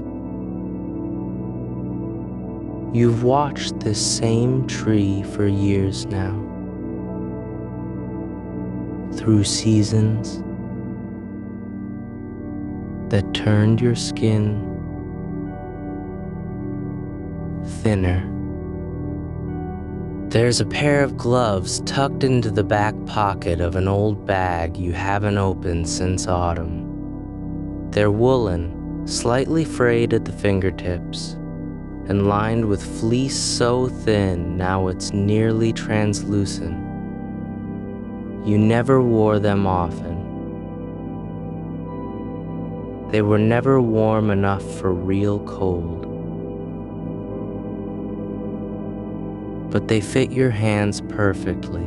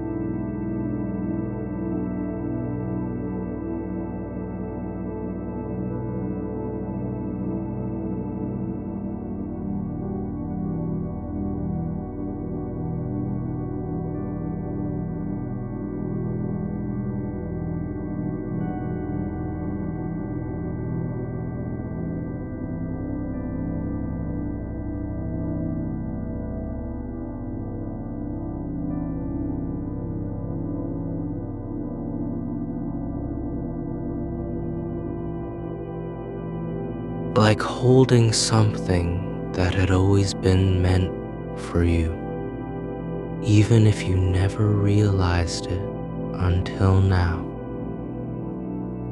A teacup sits on the windowsill, chipped at the rim, glazed a pale blue that fades near the handle where your thumb curled around it,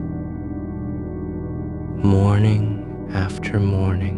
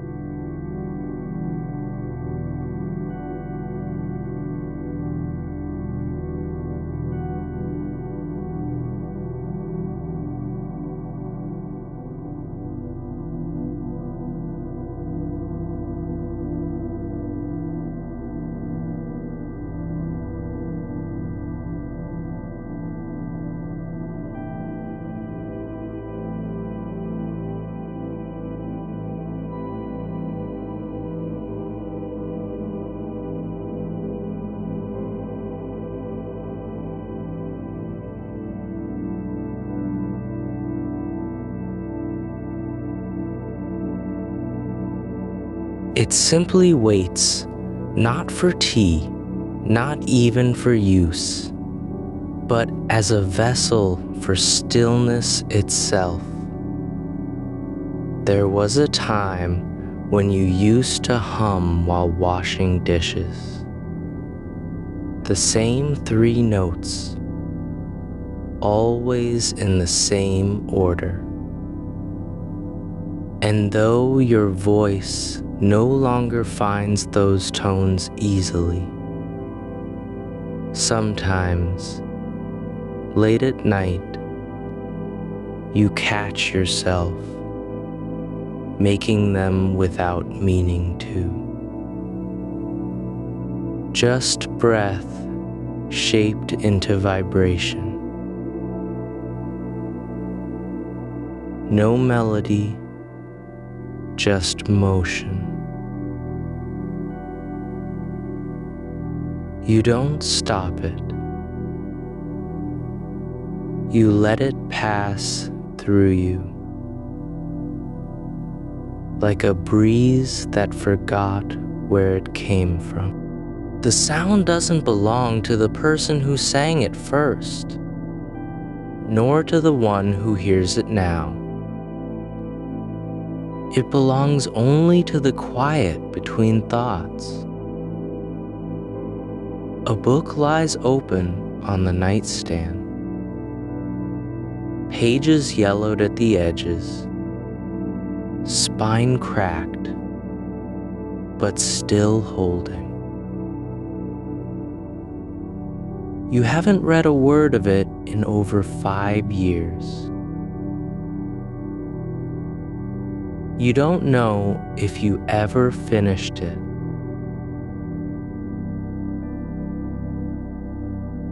The cover is soft with use.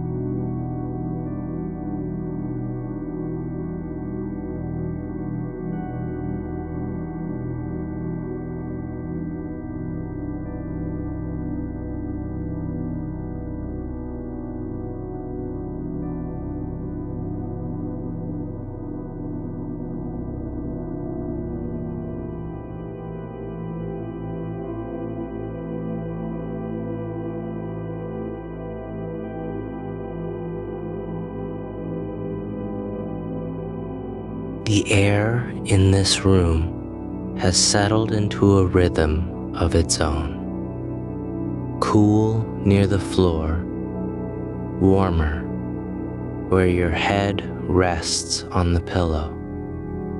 It doesn't rush when you breathe in or out.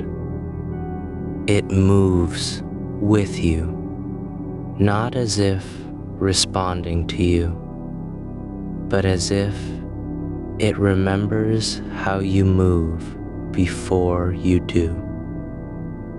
You don't think about it.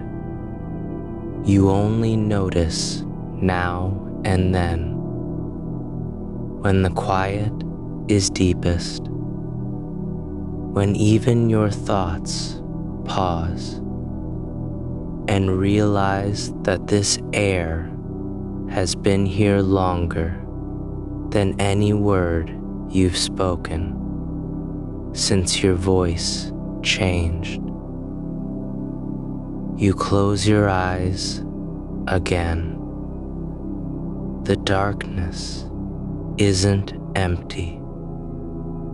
It holds all of these things, not as memories, not as proofs, but as weights that have grown lighter without disappearing. You are still here, not because anything remains unchanged, but because nothing had to be fixed to stay yours. A scarf hangs over the back of a chair, its edges frayed where your fingers once pulled it tight against your throat on mornings too quiet for words. But when you pass by it in the dim, your shoulder brushes against it without thinking, and for a moment, the weight of it feels like an answer you never asked for.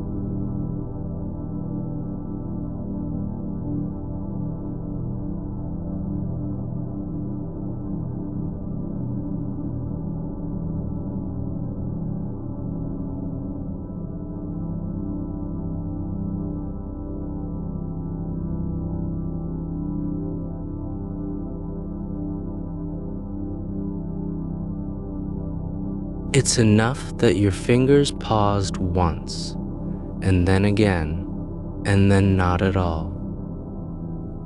A pair of slippers sits beneath the bed, one slightly askew, the other tucked neatly against the frame. The soles are thin now.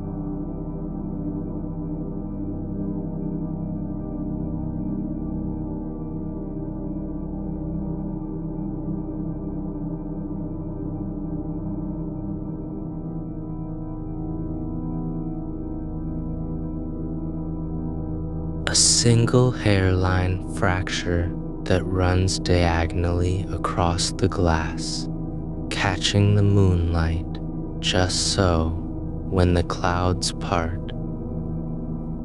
You only notice that it's still there and that you've stopped noticing whether it should be. A chair by the fireplace has a dent in its cushion.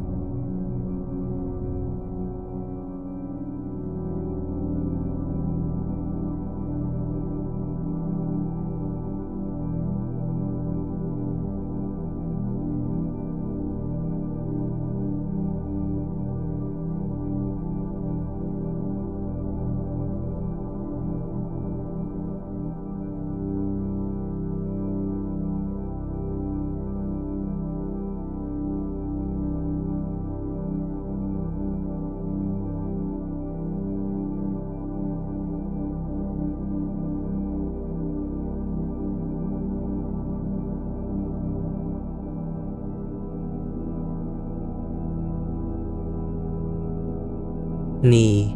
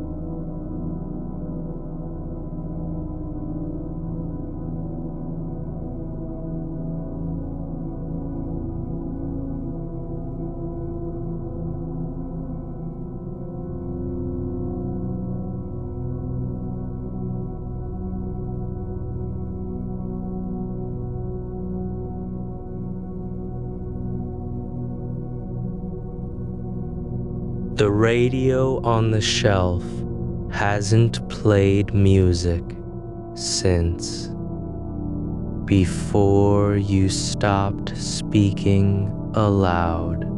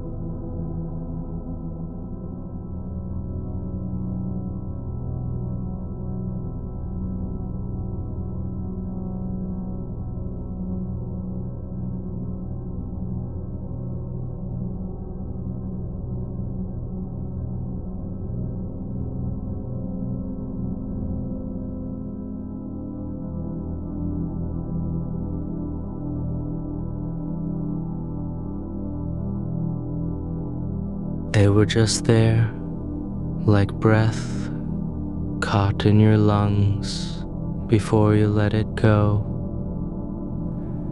Now, those objects are gone or lost.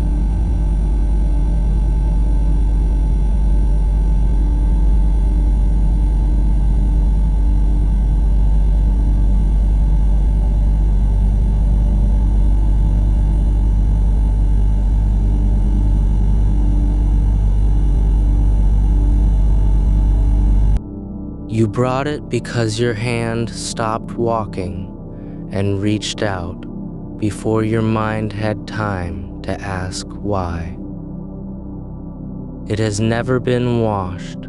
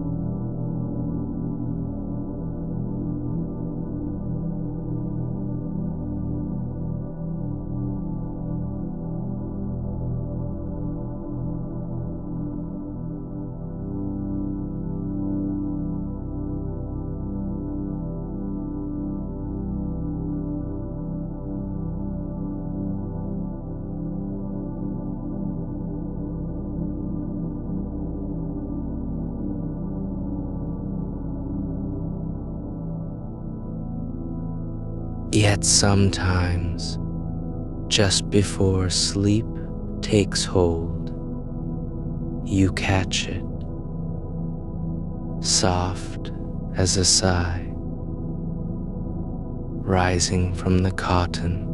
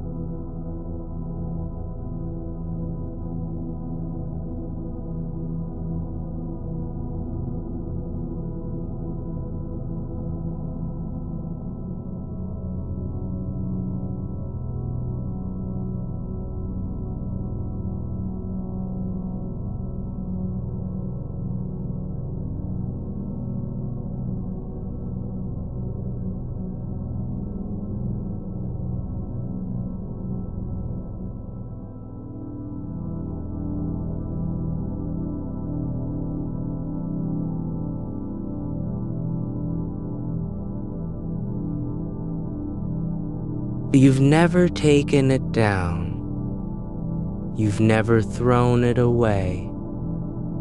It simply waits, not as a relic, but as an extension of the air around you, something you breathe past without realizing it's there until you catch the faintest trace of wool and rain lingering like a half-remembered sigh.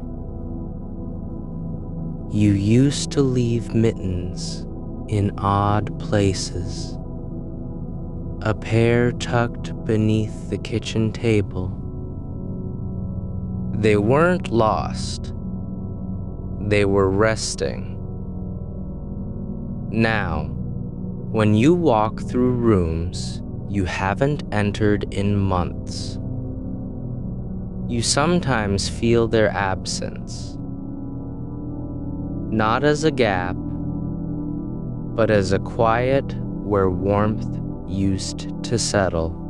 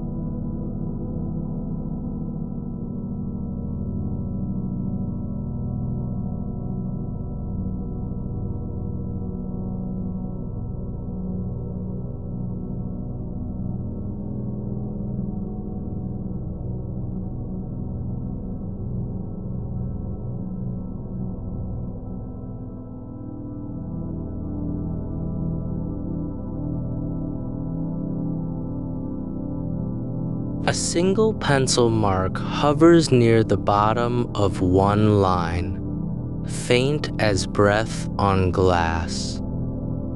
You don't know what you meant to underline. You don't need to. The meaning isn't in the ink. It's in the silence that followed when you closed the book that last time.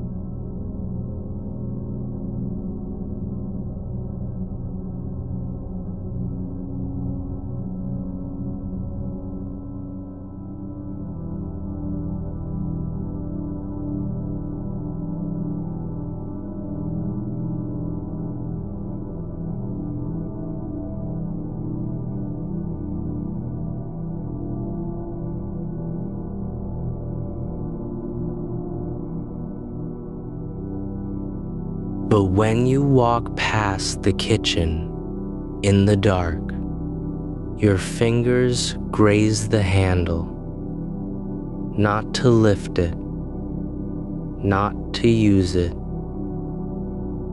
but because the shape of it still fits your grip as it always did. The weight is less now. The heat is gone. Yet something remains in the way your hand knows where to rest.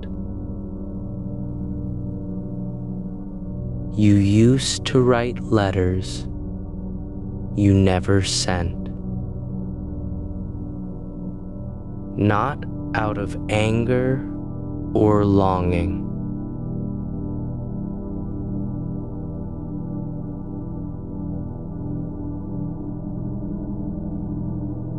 but because the act of shaping sentences, you don't burn them. They simply exist as weight beneath other things, like stones under moss, holding the ground steady even when nothing grows on top. The window by your bed is slightly sticky from old paint. It doesn't open all the way anymore.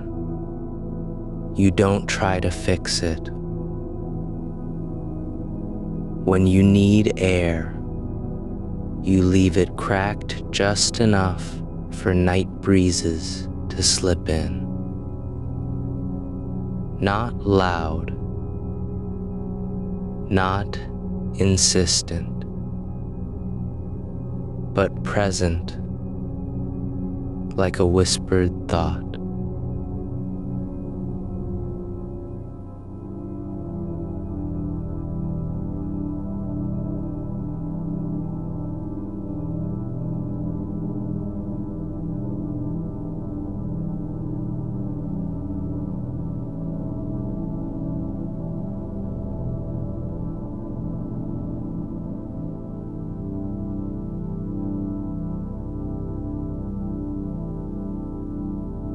The window by your bed is slightly sticky from old paint.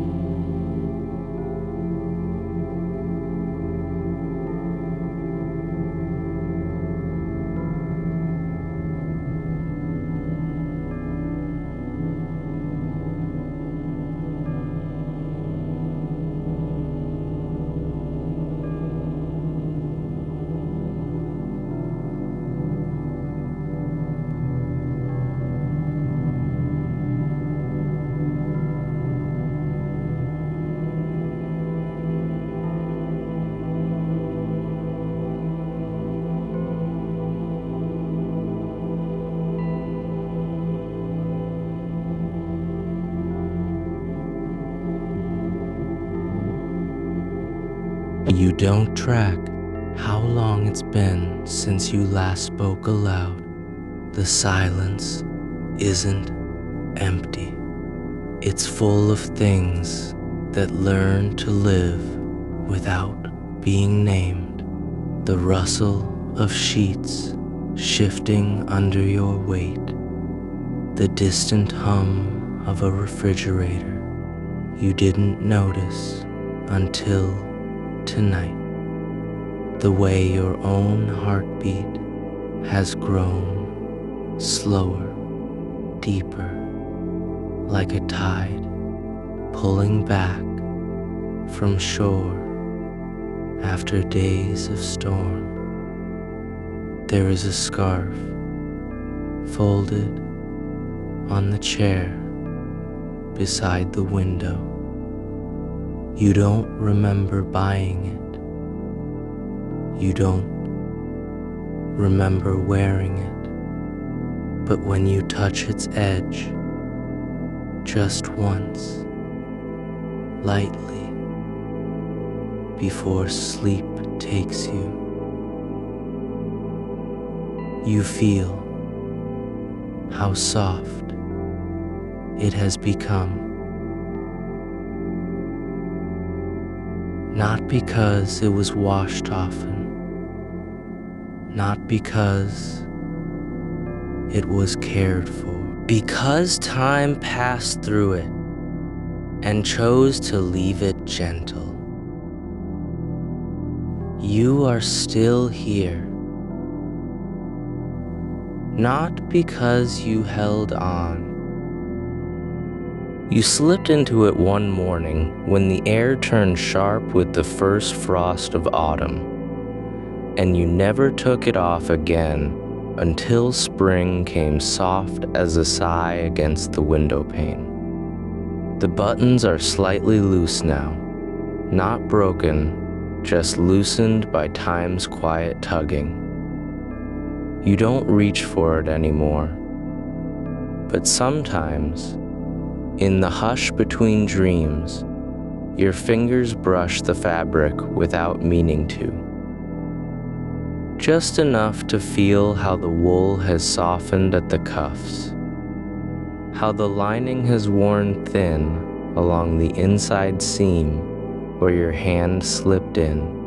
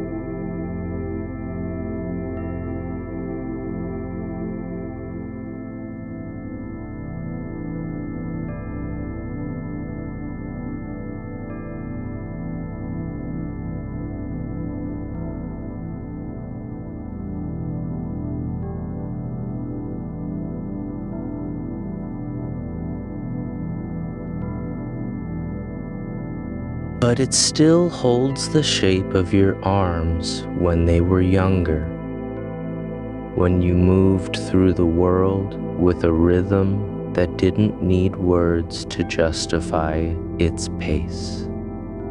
You used to keep a pair of slippers by the bedside, leather, worn smooth at the toes, stitched with thread that frayed into feathery curls. You stopped wearing them years ago, not because they hurt, but because your feet had changed shape beneath you. Slowly,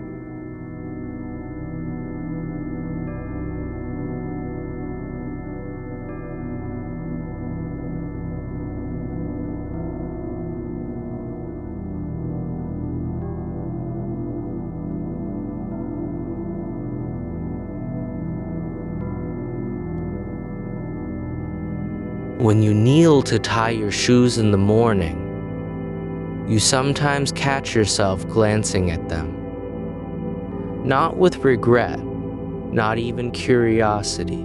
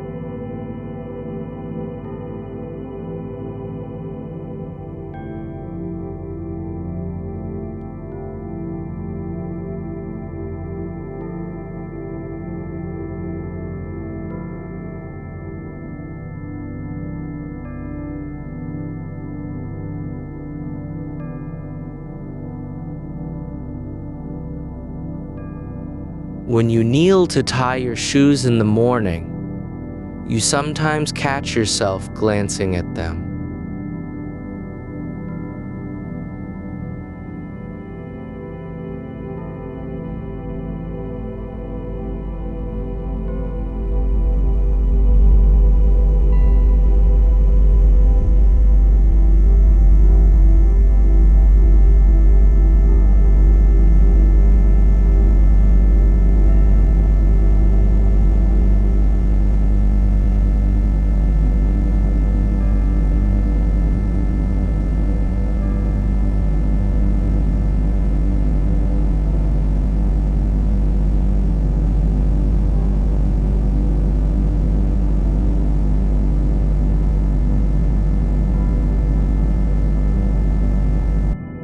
Now the mug sits empty, gathering dust in the corner of light that only comes at 4 in the afternoon.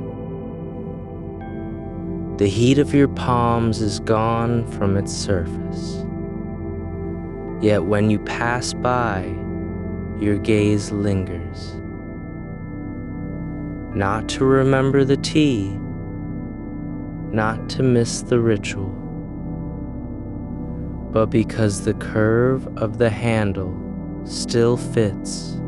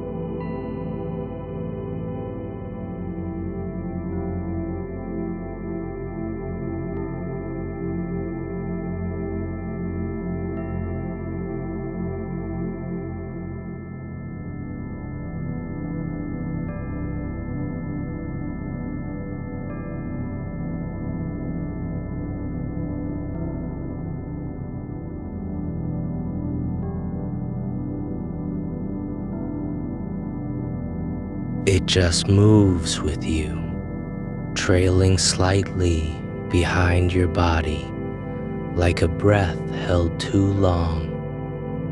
Sometimes, in the quiet before dawn, you feel it against your ankle and pause, not to fix it, not to wonder why you haven't, but because its presence feels less like damage and more like evidence that something once whole has learned to carry its own imperfection without shame.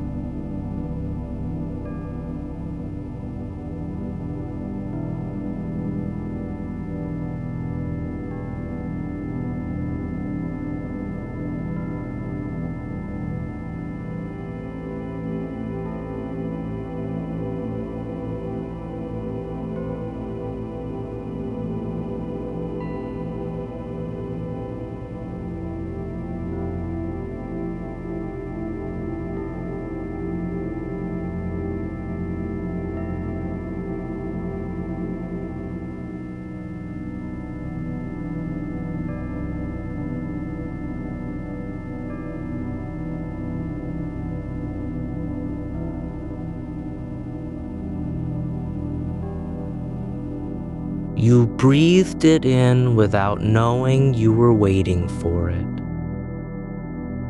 You didn't think about how long it had been since you last heard rain fall so gently against the roof. You didn't need to name it to feel its presence. It simply entered your sleep, like a guest who knew exactly where to sit.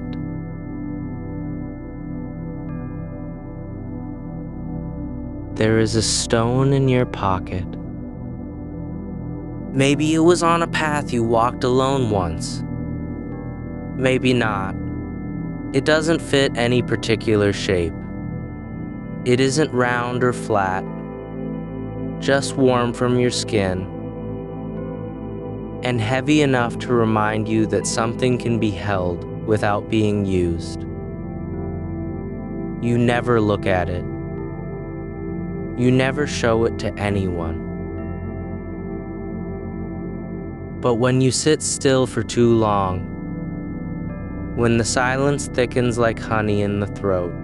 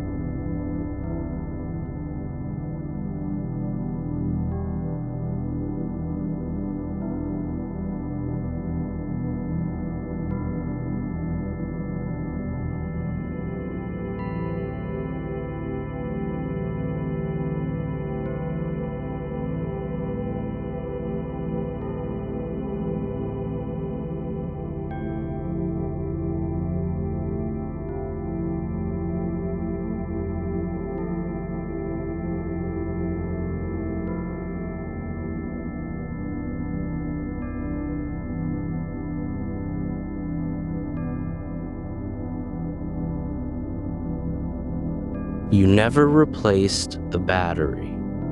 It still hangs where it was placed.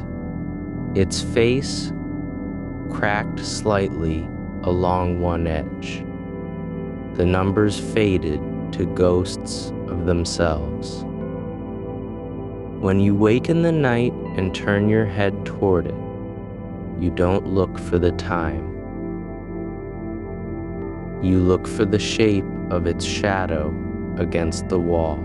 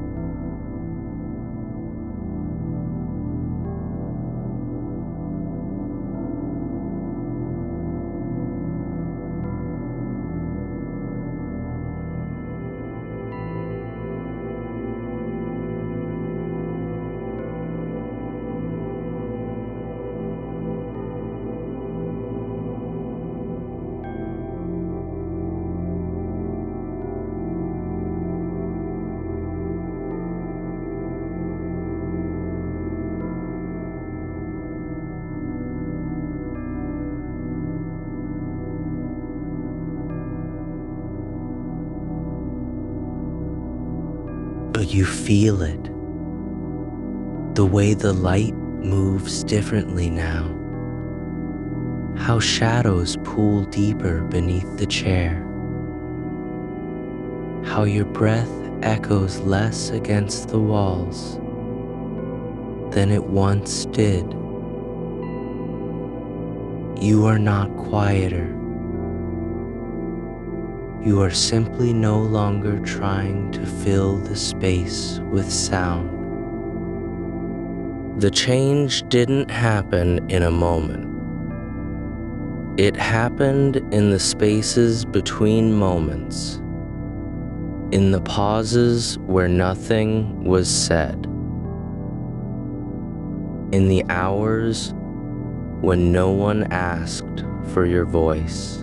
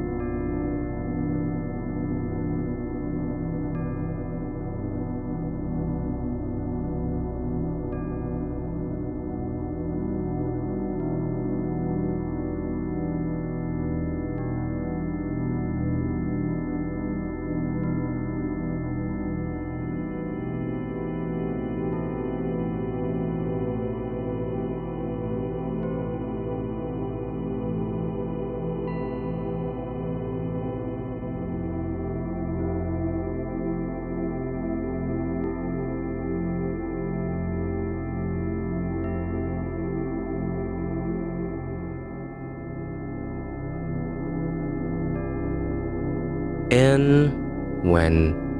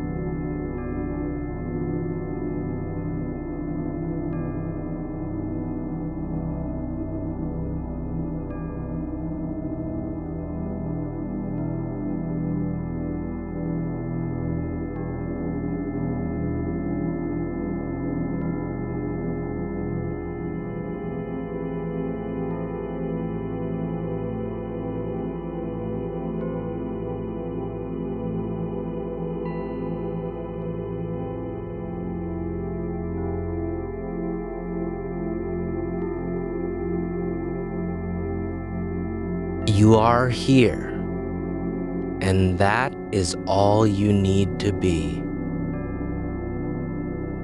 The quilt on your chest rises and falls without urgency. Each breath a slow tide pulling back from a shore you no longer feel the need to name.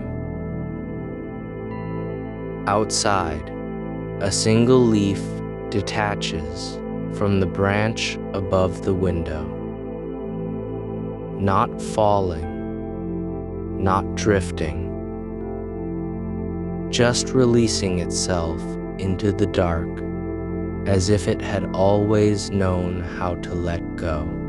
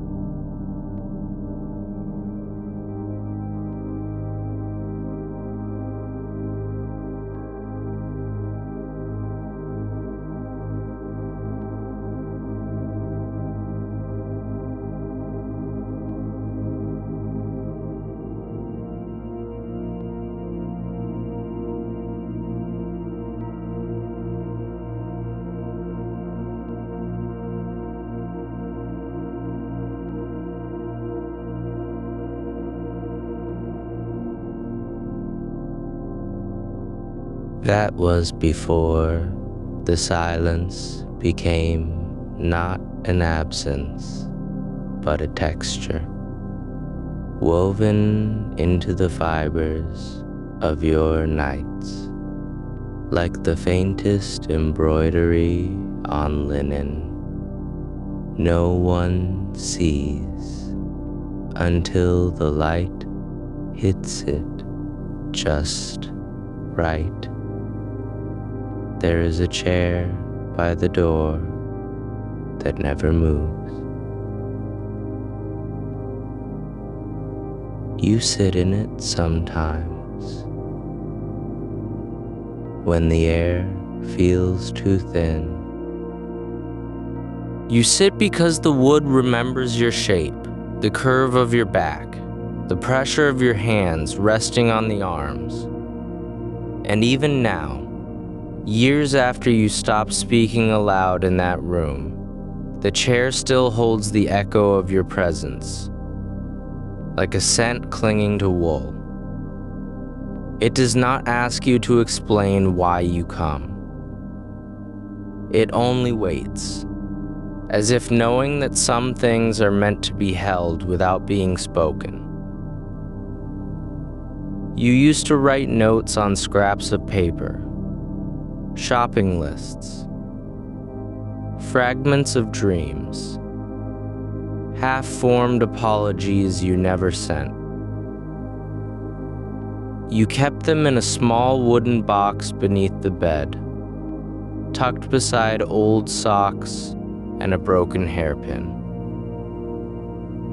You stopped putting new ones in years ago, but sometimes, when the house is still and the moon has climbed high enough to touch the floorboards, you pull the box out without turning on the light. You do not open it.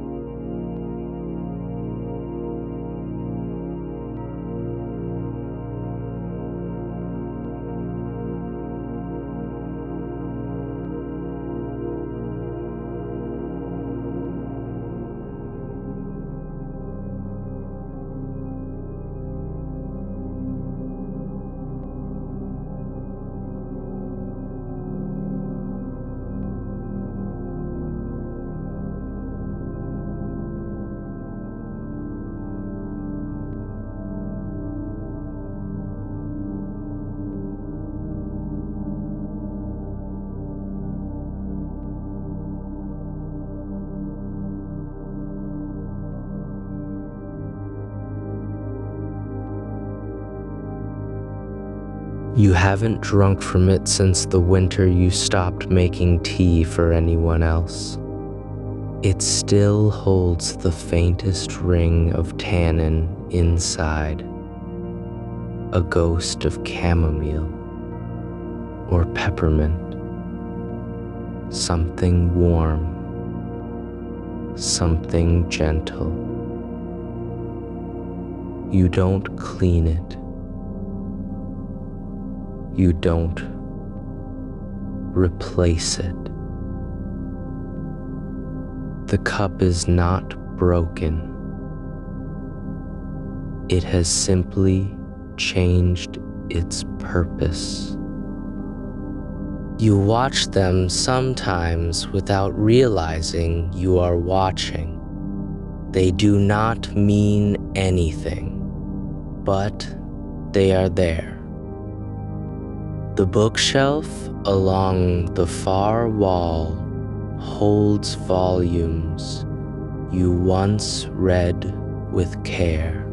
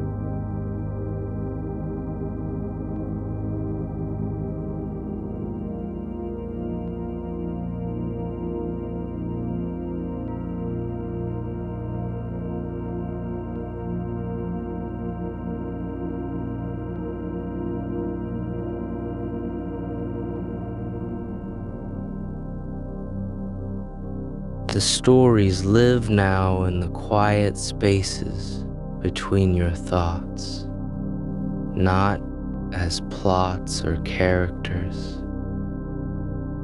but as rhythms. The cadence of a sentence you once loved. The pause before a turning point.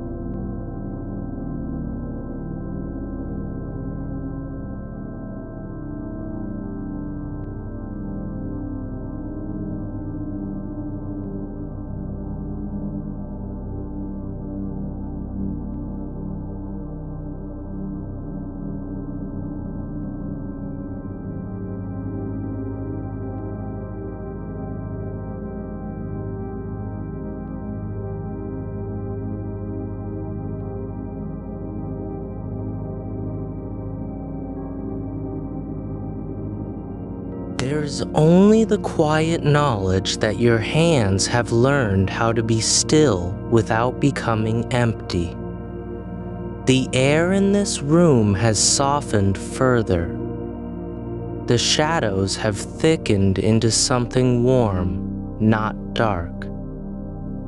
The silence no longer waits for you to fill it. It breathes with you now. Slow, steady, as if it had always been part of your lungs. You do not ask whether you are still the same person who once laughed loudly in crowded rooms, or whispered secrets to strangers on trains. You do not wonder if those versions of you have vanished like footprints washed away by rain. You simply feel the weight of the stone against your thigh, the warmth of the quilt, the faint hum of the refrigerator, the way the chair holds its shape beneath your absence. And that is enough. The night deepens. Your breath slows further.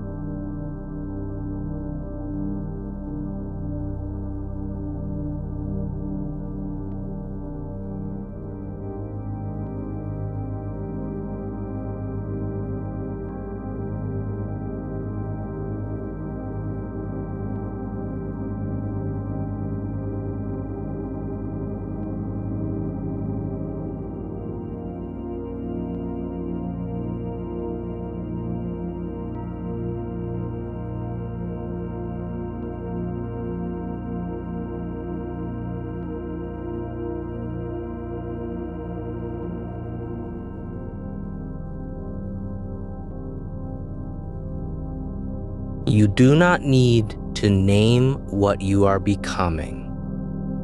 You only need to be here. The room holds you as it always has, and you, quietly, continue to hold it back. The scarf you used to tie around your neck on cold mornings now lies folded in the bottom drawer. Its wool thin where your fingers once tugged at it absently. The fringe slightly frayed from brushing against coat buttons and door frames. You haven't worn it since the year the wind stopped sounding like a voice calling your name. It doesn't smell of anything anymore.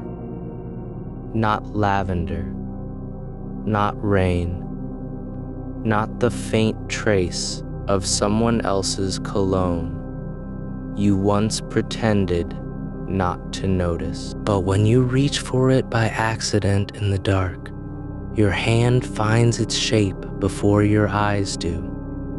And for a moment, It is still warm with the memory of being held close. You let go. You don't need to wear it to know it remembers how it felt against your skin. The third is for a drawer in an old desk that doesn't exist anymore. You never threw it away. It sits there, quiet among the others.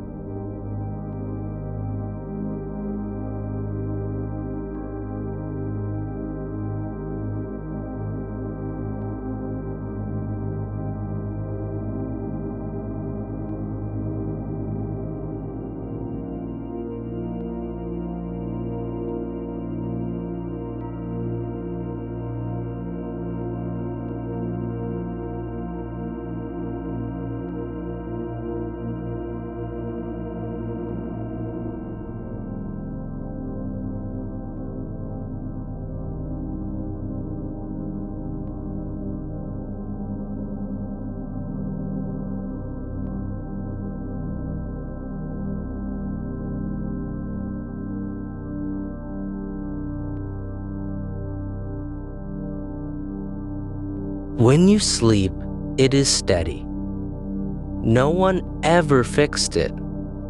No one needed to. Its stillness became its own kind of movement.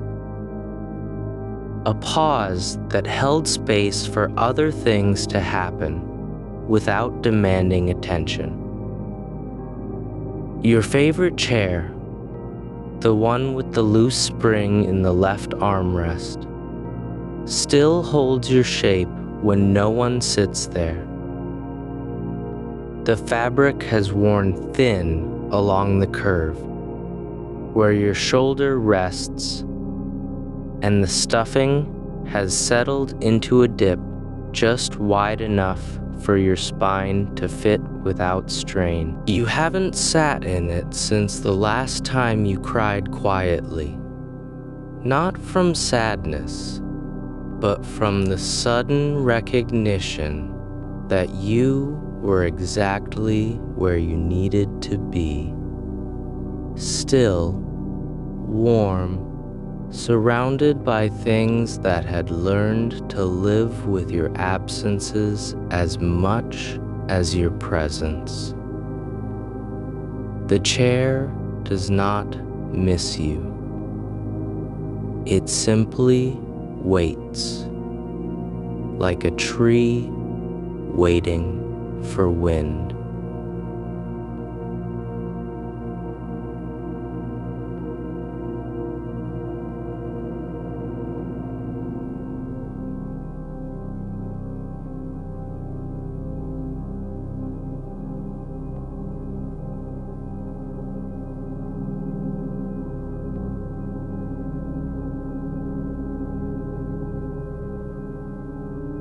The garden outside has gone wild in ways you never planned. You haven't trimmed anything in 3 seasons. The mess doesn't trouble you. It has become another kind of order. One that does not ask for your permission to grow.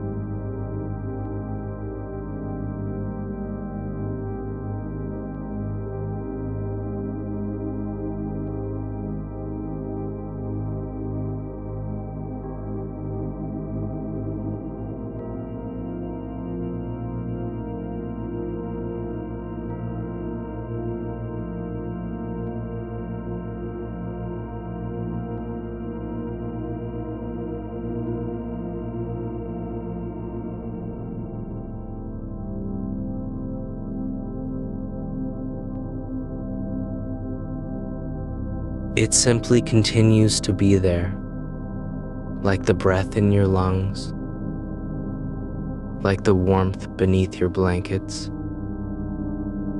not as proof of who you were, but as evidence of what remains.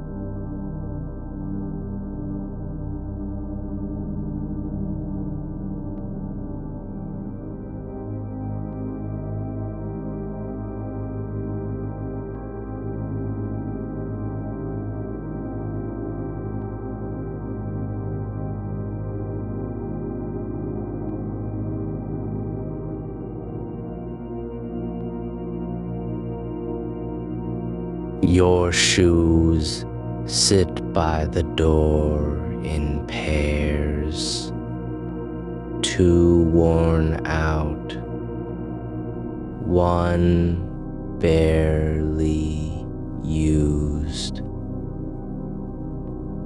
one left behind by someone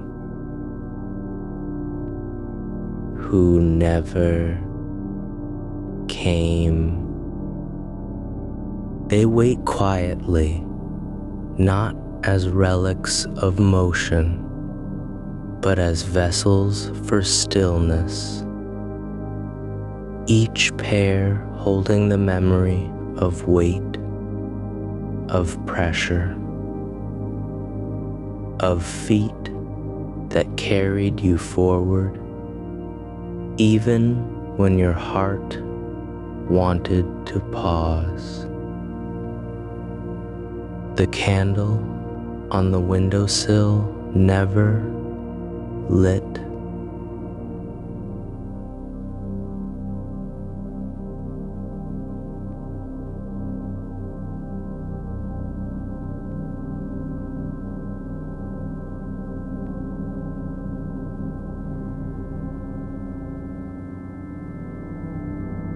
A candle on the windowsill never lit.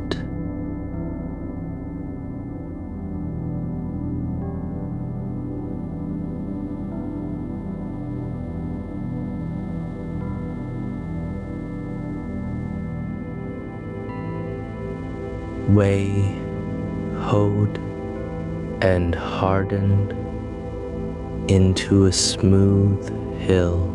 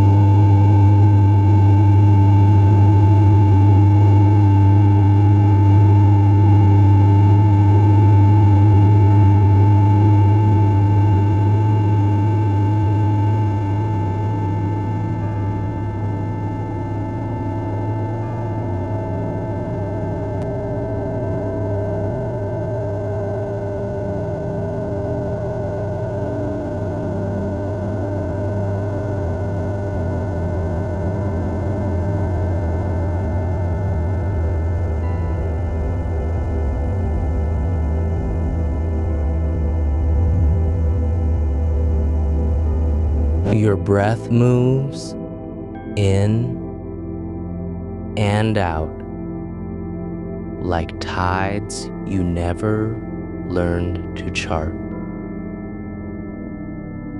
It does not ask for your approval.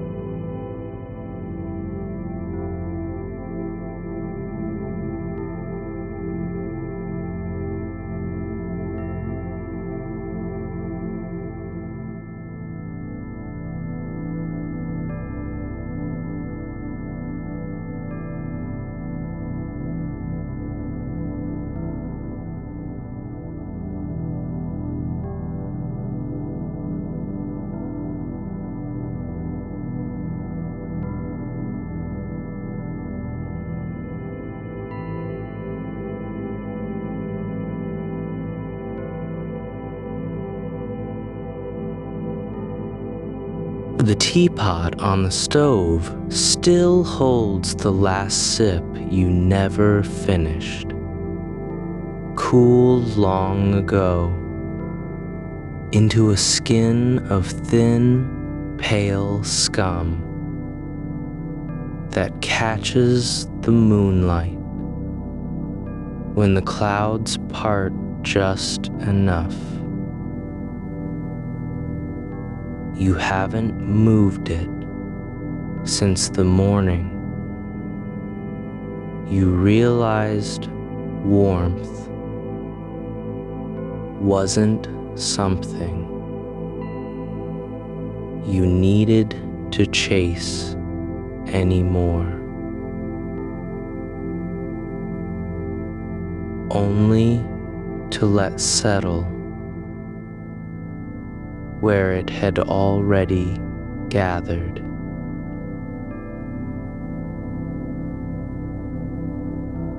The handle is smooth now from all the times, not out of habit, not out of neglect, but because touching it felt like remembering a word you'd once known in another language, one that still lived in your mouth but no longer asked to be spoken. You notice how the steam used to rise in spirals when the water boiled, curling upward like questions you never let yourself finish. Now the pot sits cold and silent, its lid slightly askew from the last time it was lifted. Perhaps by you, perhaps by the wind through an open window that no longer needs to be closed. The kettle doesn't call for attention anymore. It simply exists as a vessel shaped by use, now shaped again by stillness. Somewhere in the house, there's a drawer where you kept your favorite pen, the one with the blue ink that faded slowly over time until it became gray, then nearly invisible against the page. You didn't lose it. You just stopped writing with it. Not because you had nothing left to say, but because saying it aloud no longer felt necessary.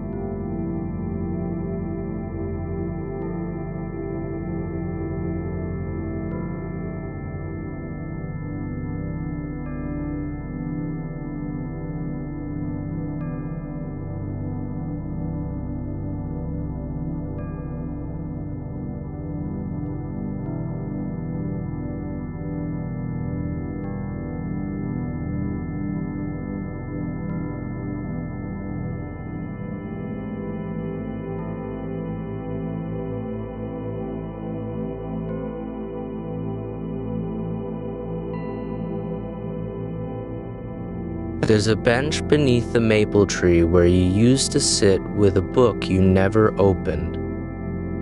The cover is cracked now, the spine bent from being carried too often without ever being read. You didn't abandon it out of boredom or impatience. The leaves fall around you in slow arcs, some catching on the pages, others dissolving into the earth without ever being touched by wind or hand. You wear the same sweater every winter now, not because it's warmest, though it is, but because its sleeves have grown long enough to cover your wrists.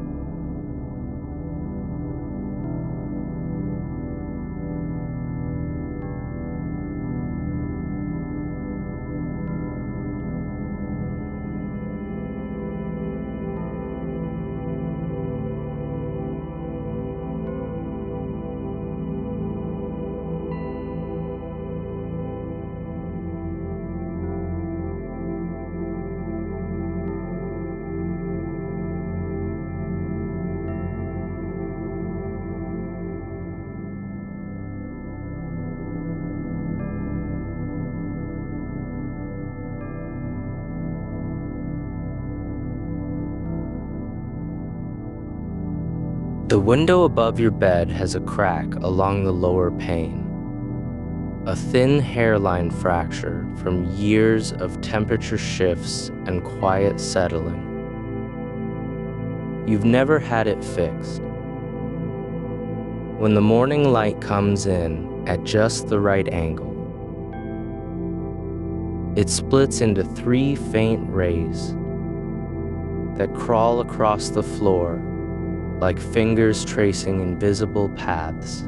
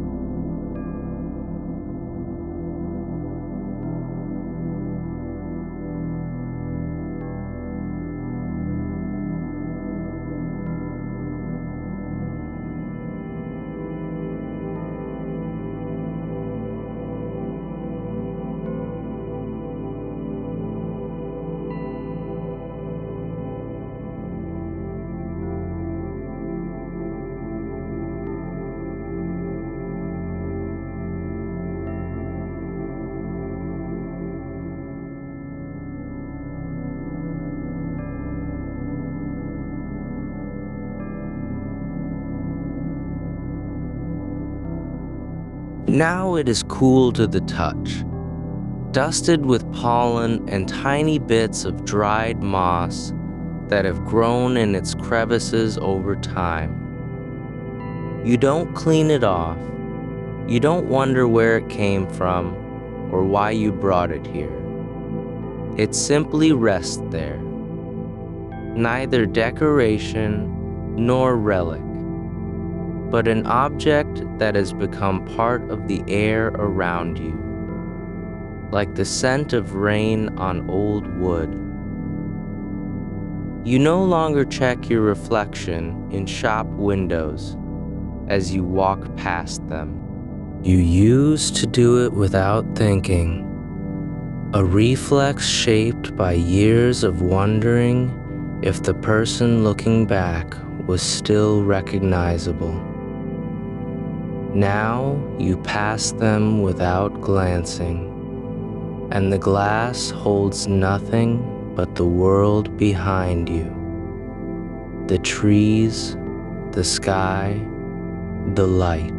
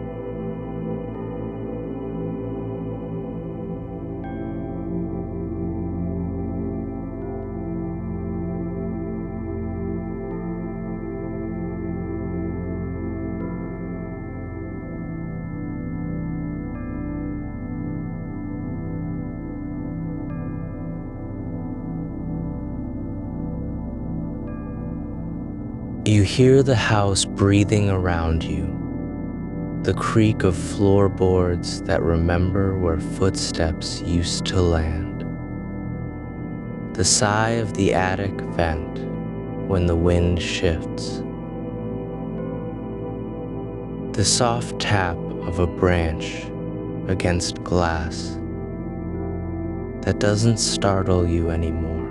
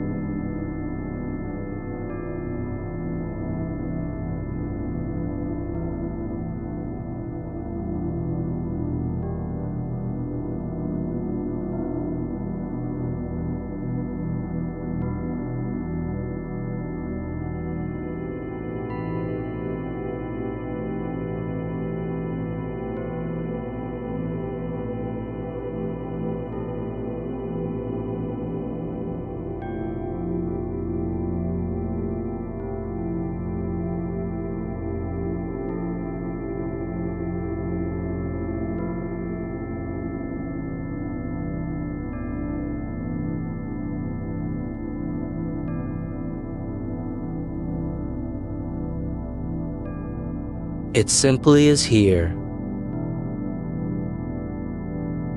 not as a self you must protect or preserve.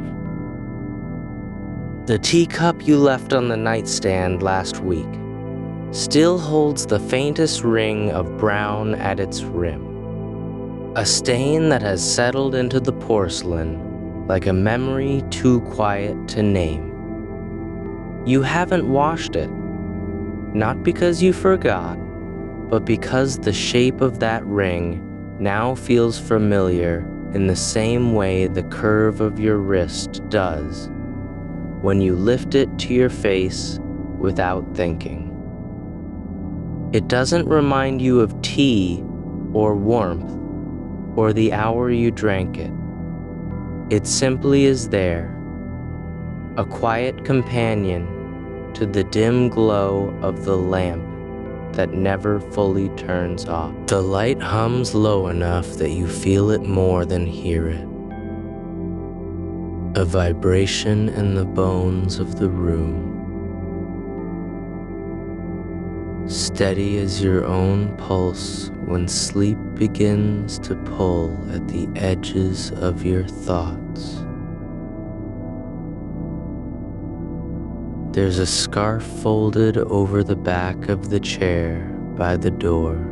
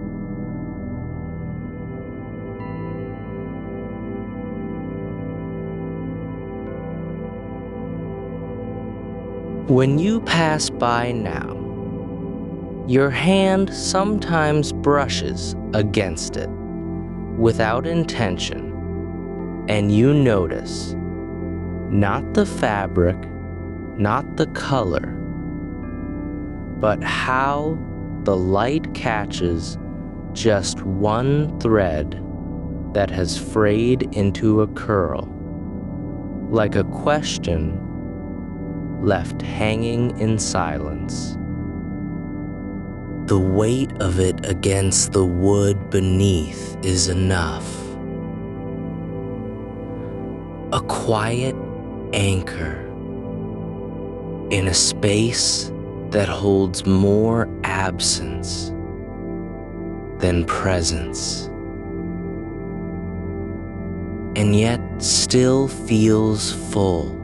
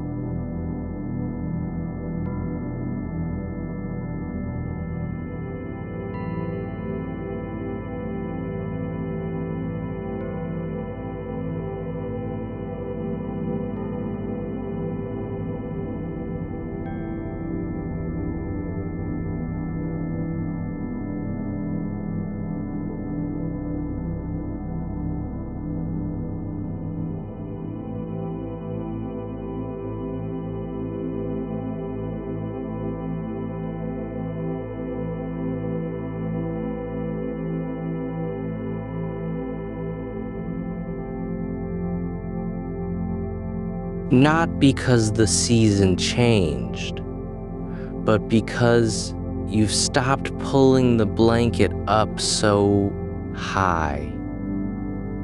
You let the chill rest against your ankles now, as if your body has grown used to the edge of cold as part of its own rhythm. Like the way your breath slows when you stop trying to control it.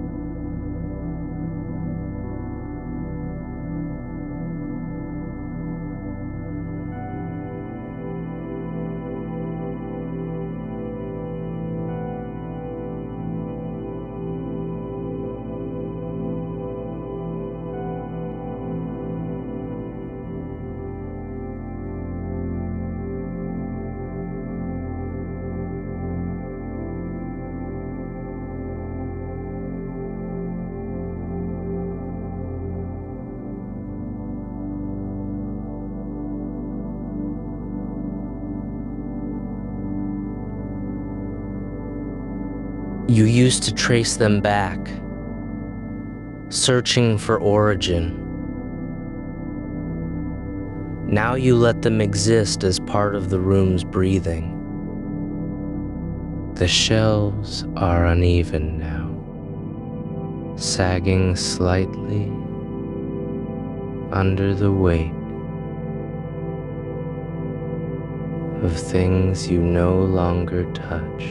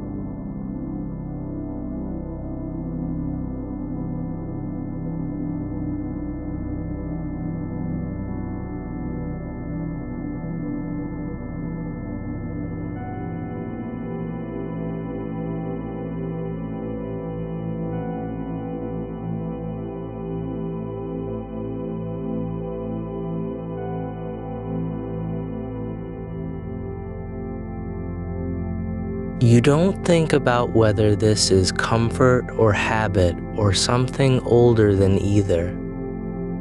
It simply happens, like the way your eyelids close before your mind has finished its last thought. The moon has moved again, and now it touches only the edge of the wall. The silver band thinner, softer,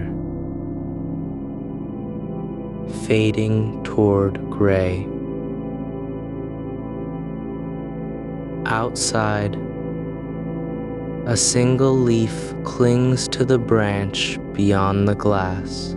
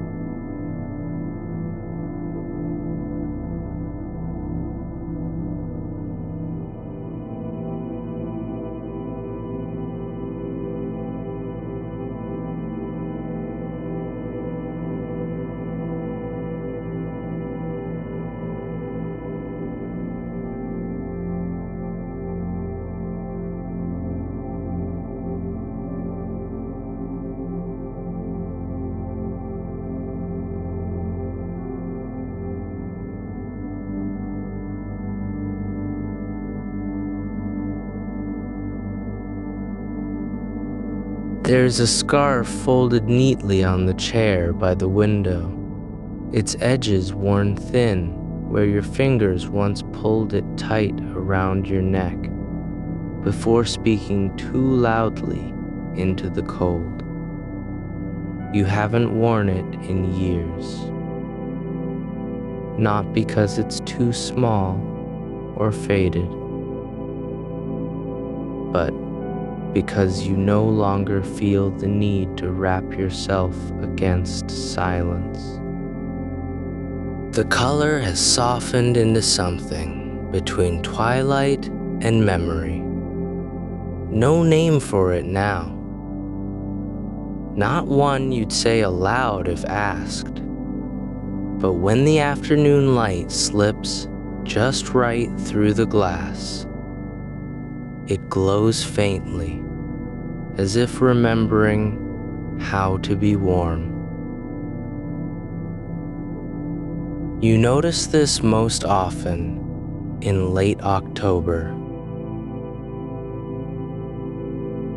when the air grows sharp with the scent of earth turning over, and the house settles into a rhythm.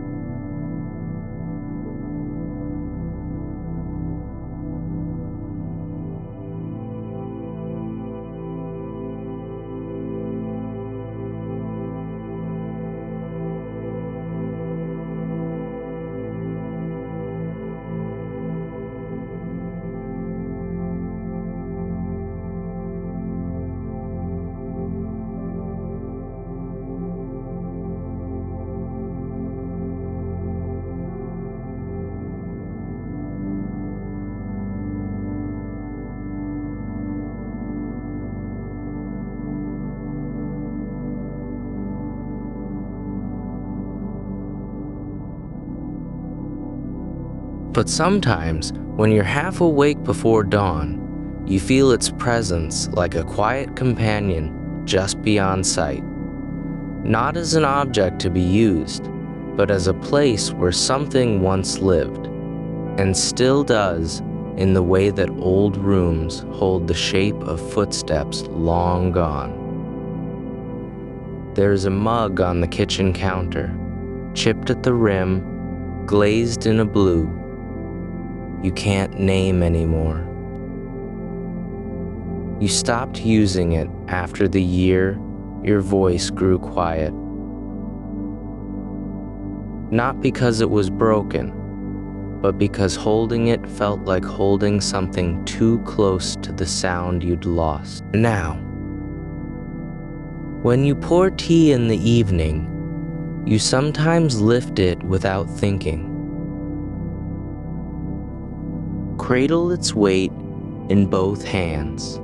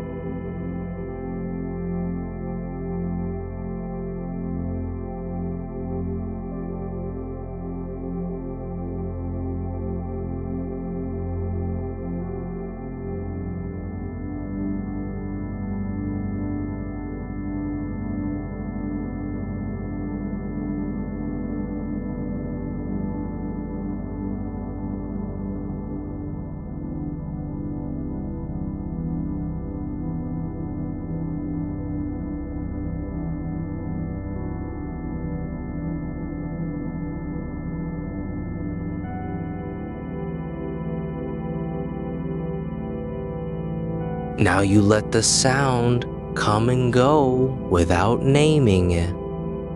It doesn't matter whether you're barefoot or wearing socks. The house remembers how you move better than you do. And sometimes in those quiet hours before true sleep, you wonder if your own body has learned to carry you the same way. Not because it still knows all its old paths, but because it no longer needs to. There's a window seat you never sit on anymore, though the cushion still holds the indentation of your shape from years ago. The fabric has faded where your back leaned against it, and the corner nearest the glass is frayed from the way you used to rest your chin there while watching rain slide down the pane. You don't miss those afternoons, but sometimes, when the light slants just so, golden, thin, slow, You catch yourself glancing toward it as if expecting to find someone still sitting there, quiet and patient, waiting for nothing in particular. You close your eyes again, and the darkness doesn't feel empty.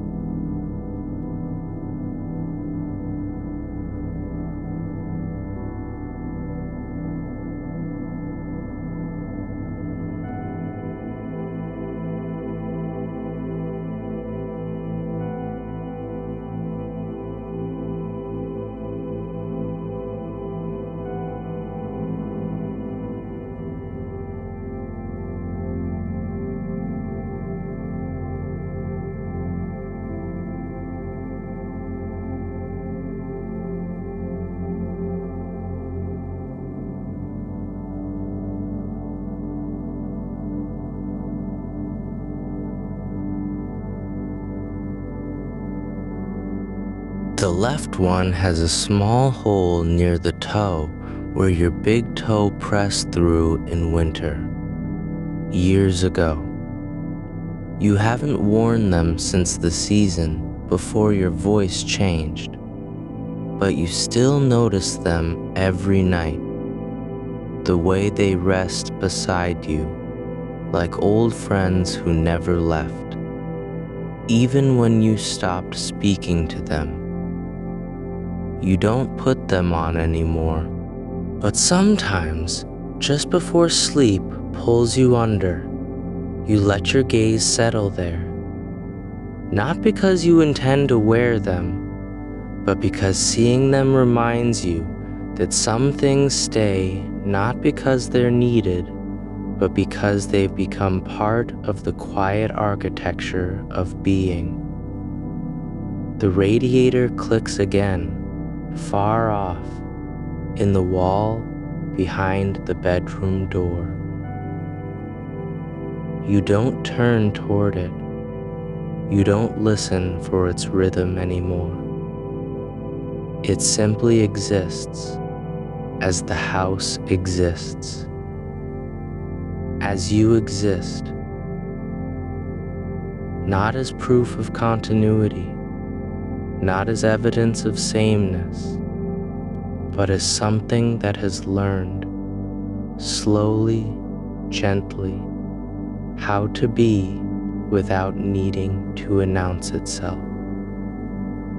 And your hand, still hovering just above your heart, doesn't move. The moon is gone now.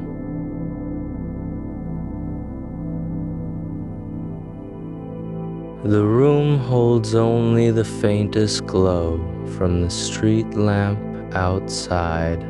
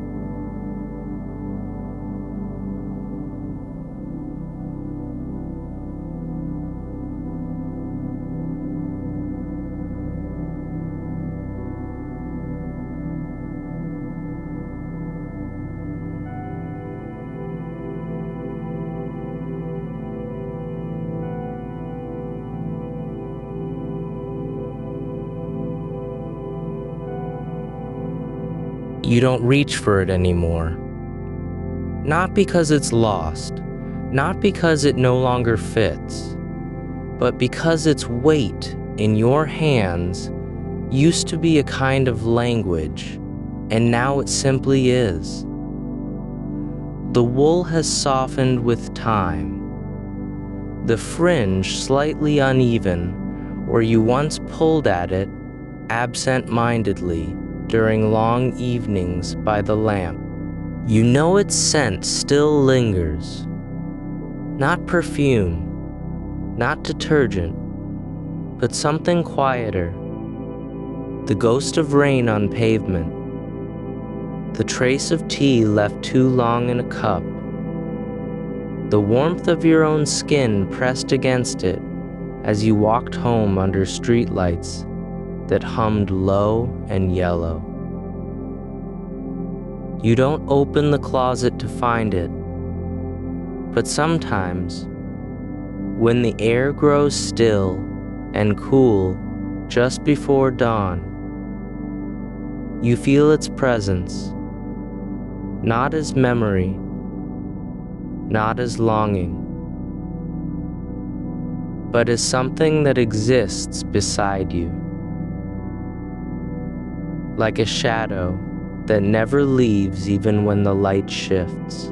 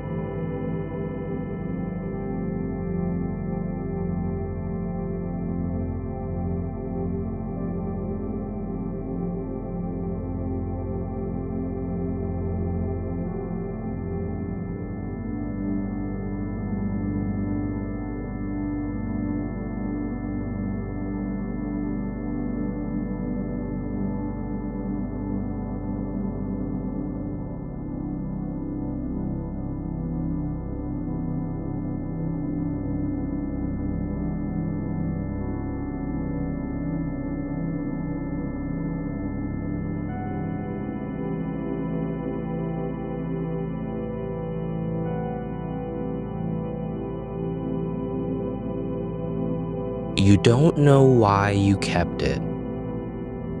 The paper smells faintly of cedar, and the ink has faded where your fingers touched most often. Certain lines, certain words, never the beginning or end, always the middle, as if you were tracing not meaning but rhythm. You don't turn the pages anymore. But when you lie still and listen to the quiet press of your breath against the pillow,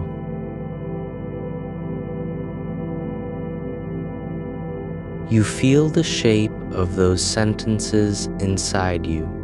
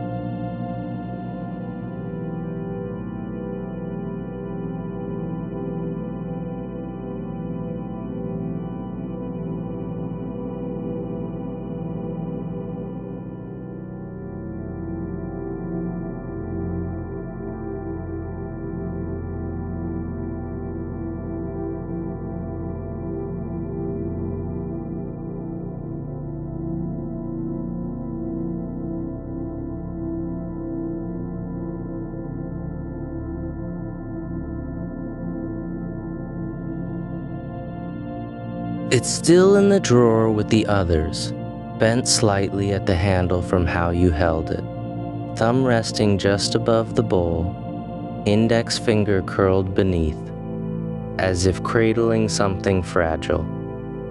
You haven't made tea in seasons. The jar of honey sits untouched on the counter, its surface now dusted over with a fine film that catches the light when the sun moves just right. You don't open it. But sometimes, late at night, you catch yourself reaching for it. Not to eat,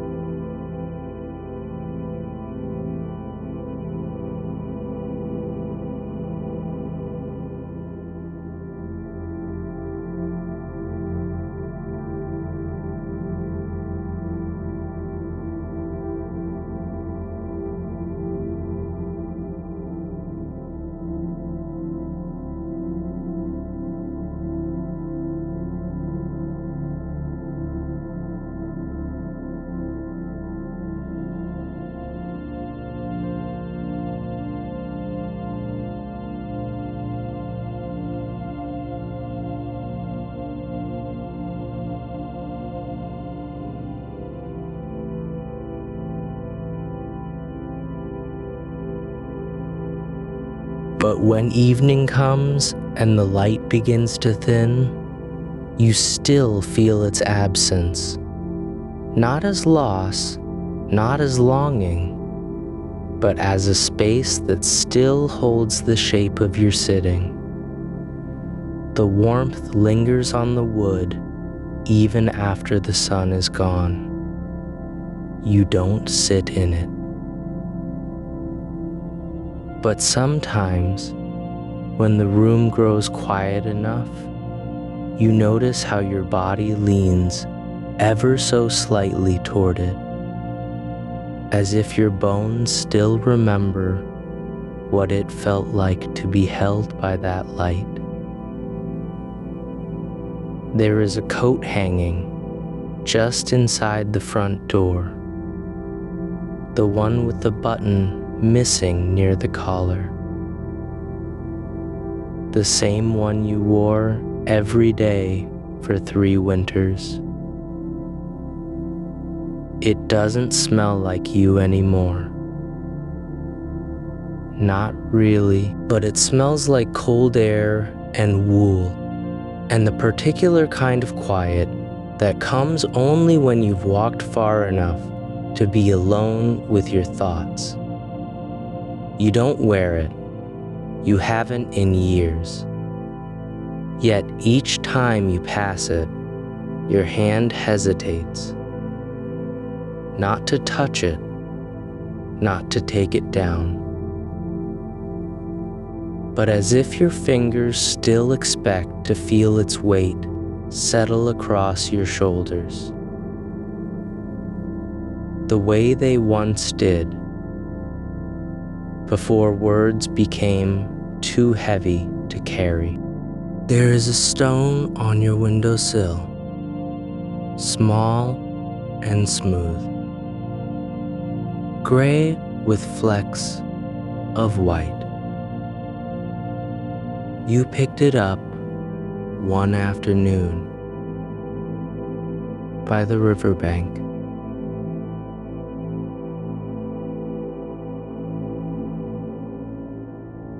Not because you needed it,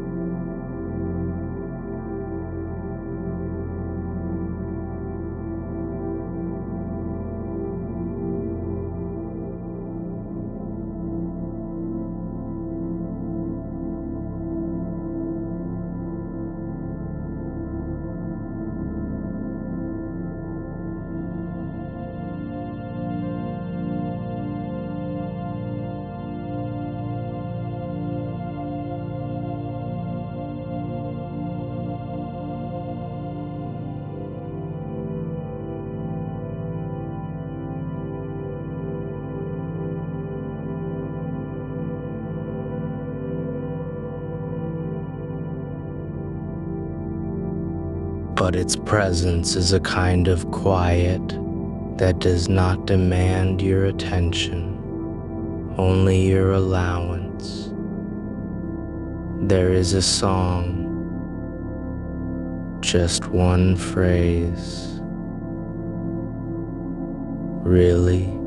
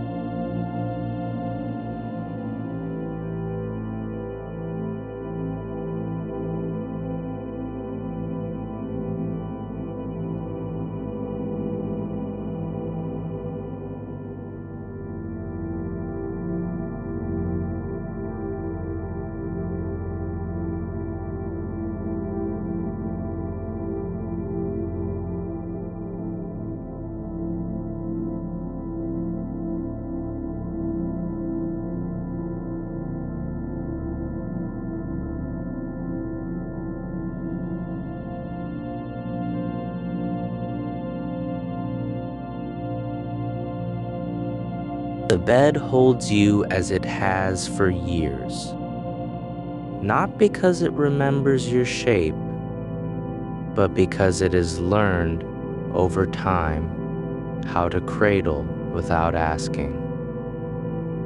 Your hand rests where it did before, just above the quiet rise of your chest.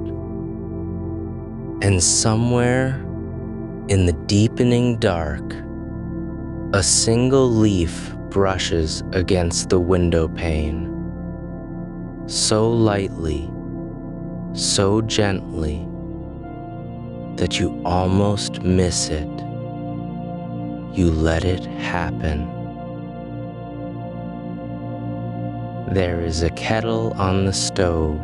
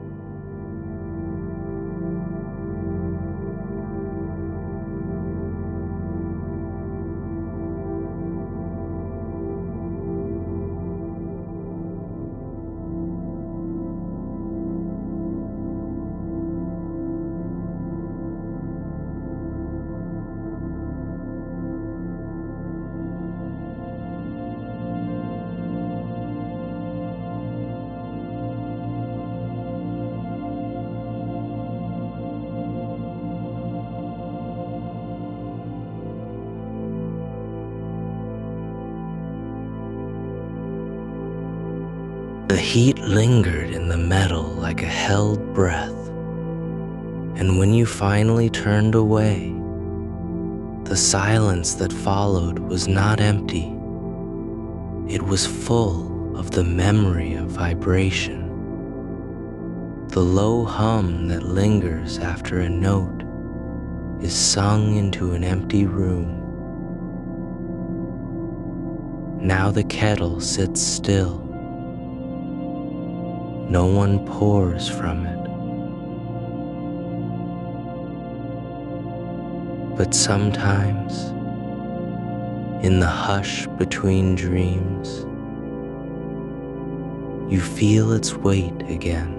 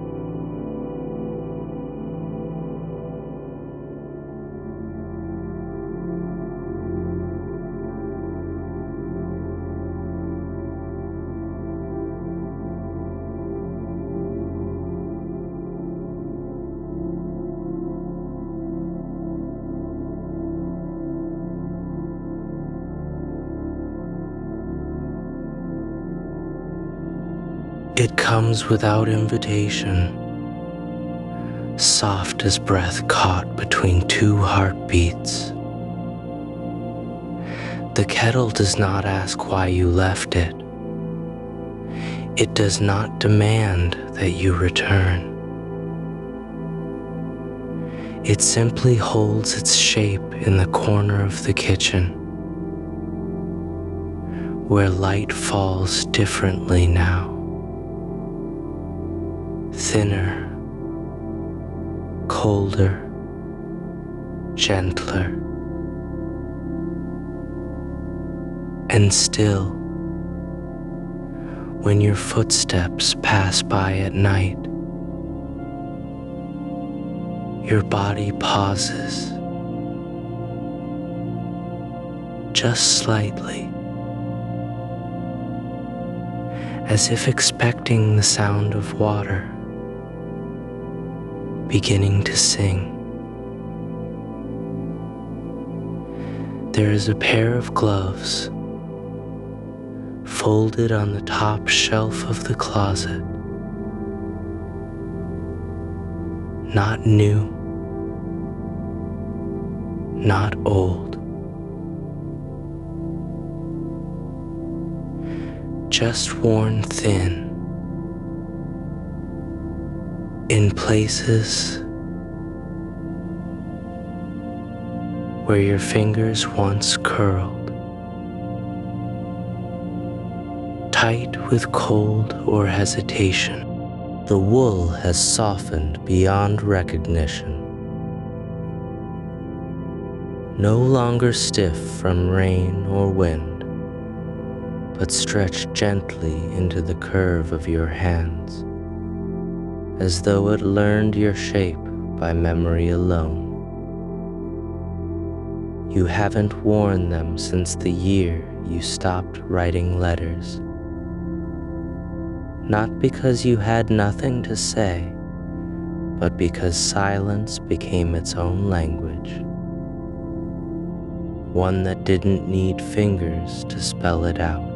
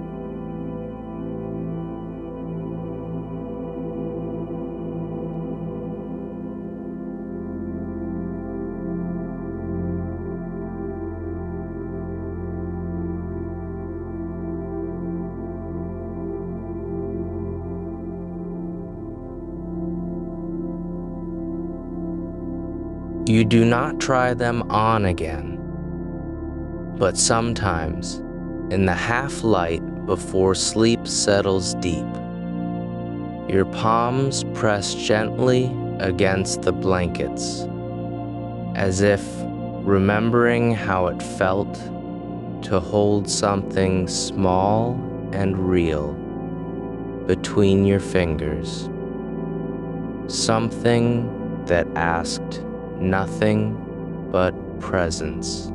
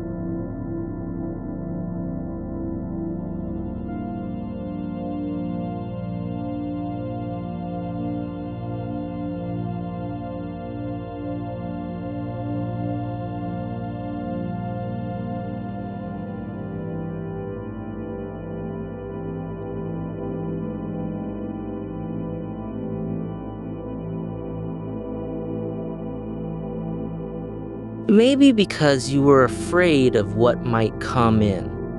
The wind, the birds, the scent of rain that used to make your skin feel alive. Now, the glass is streaked with dust and pollen, layered over years, thick enough to blur the world beyond. You can still see shapes, boughs swaying, shadows moving, but not details, not names, not intentions. And yet, when you lie still in bed, eyes closed,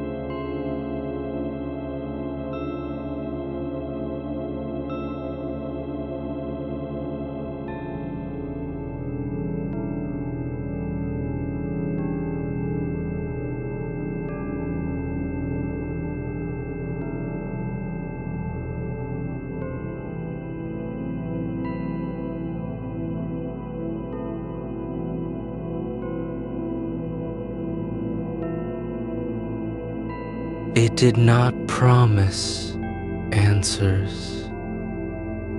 It did not ask for attention.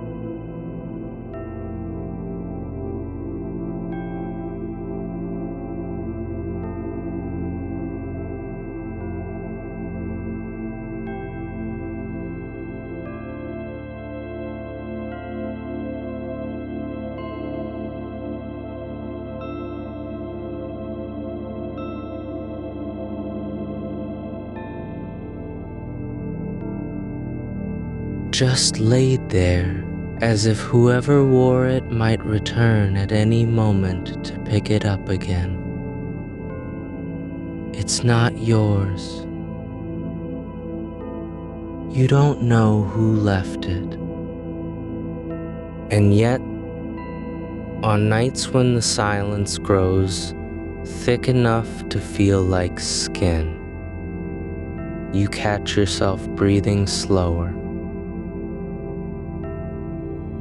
deeper, as if your body is learning how to wear absence.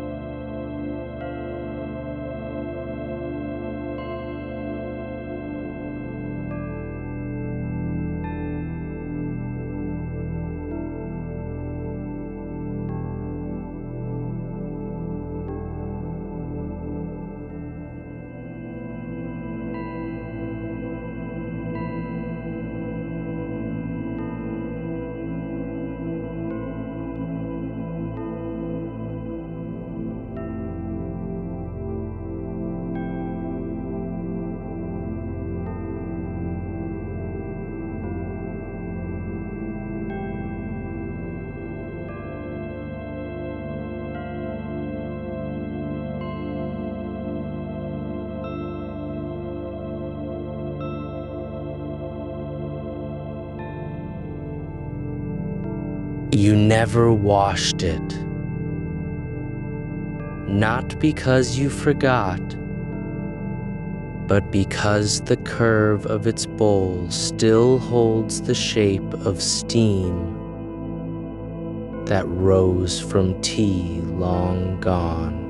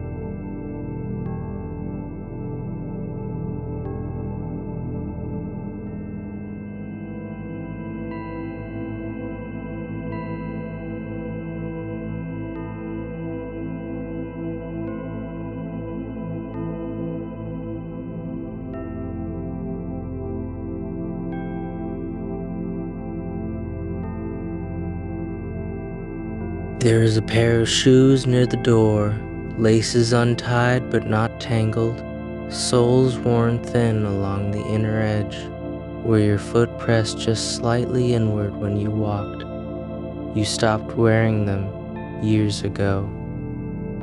Not because they hurt, not because they were too old, but because one morning you realized you no longer needed to walk that path again.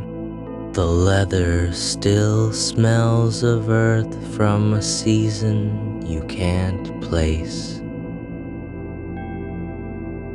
And sometimes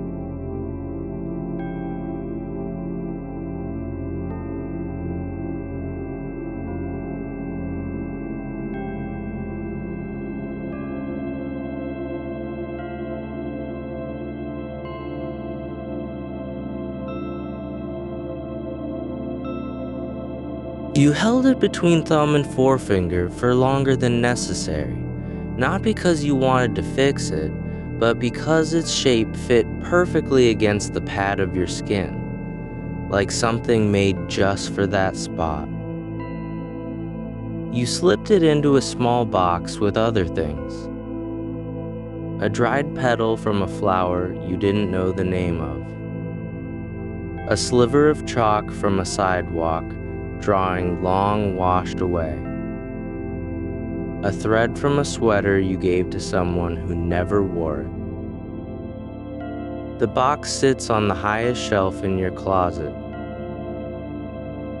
You don't open it often, but when you do, you don't look for meaning. You look for touch. The way the button's edge still catches just so against your skin, as if it remembers how it once belonged. There is a song that plays sometimes not from any speaker, not from memory, but in the hollow behind your ear, like the echo of a voice you used to know, but no longer hear clearly. It isn't loud. It doesn't demand attention. It simply hums beneath the quiet, soft as fabric brushing against skin. When you turn over in bed, you don't try to name it. You don't search for lyrics or melody. You let it be there, like the sound of your own breathing when sleep begins to pull at your limbs. Sometimes, if you lie very still, you feel it rise, not as music, but as warmth, as if someone had once sung to you in a language that lived not in words, but in the space between heartbeats. There is a curtain you haven't drawn since before the seasons began to blur together. It hangs heavy with dust and light. The fabric frayed at the hem where it brushed against the floor for too many mornings.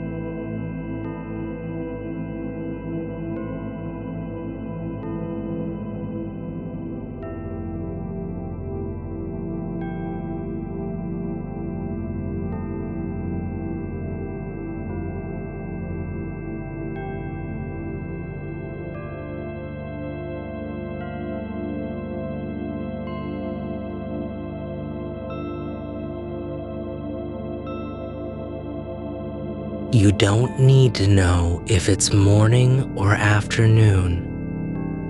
You don't need to see what lies beyond.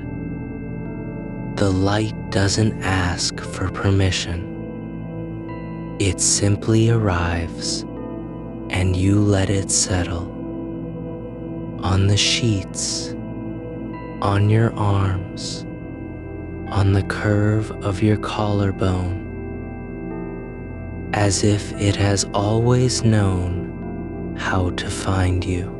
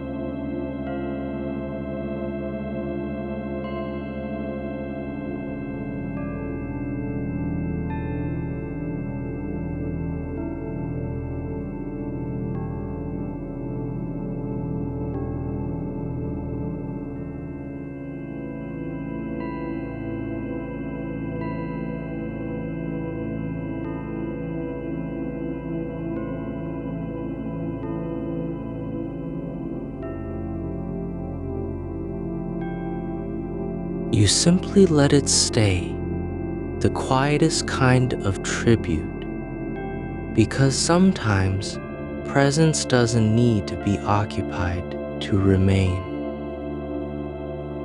Your fingers drift now, just slightly, toward the edge of the blanket. Not to pull it closer, not to adjust, just to feel its weight against your skin, as if the fabric itself has learned how you like to be held. There is a spoon you use to stir tea every evening before the habit faded into silence, not because you stopped caring, but because the ritual no longer needed your hands to hold it together. You kept the spoon anyway. It rests now in the drawer beside the teapot, its handle worn smooth where your thumb once curled around it. The bowl still faintly stained with the ghost of chamomile and honey.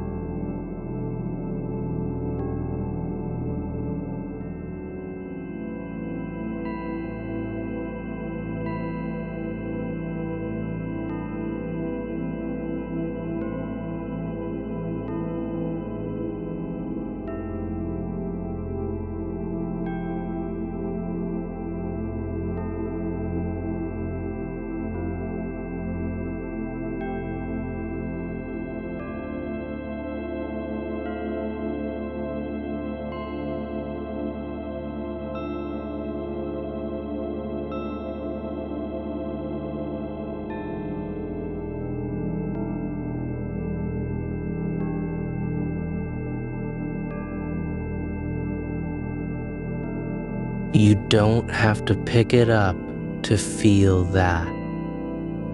A book lies open on the nightstand,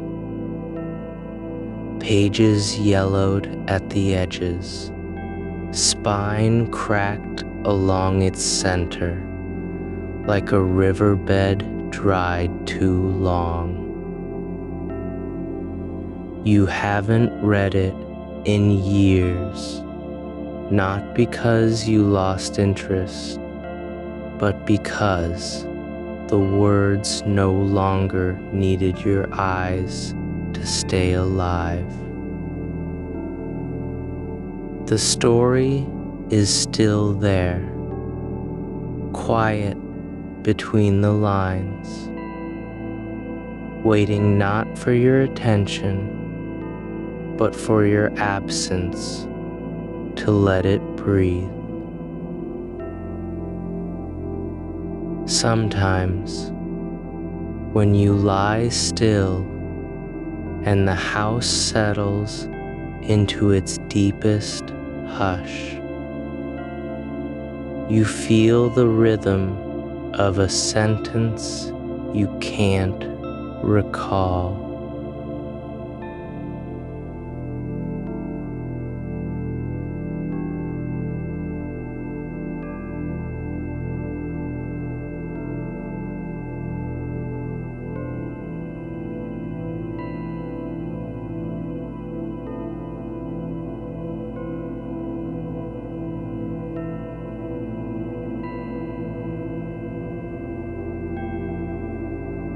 Something about rain falling on a roof that didn't belong to anyone anymore.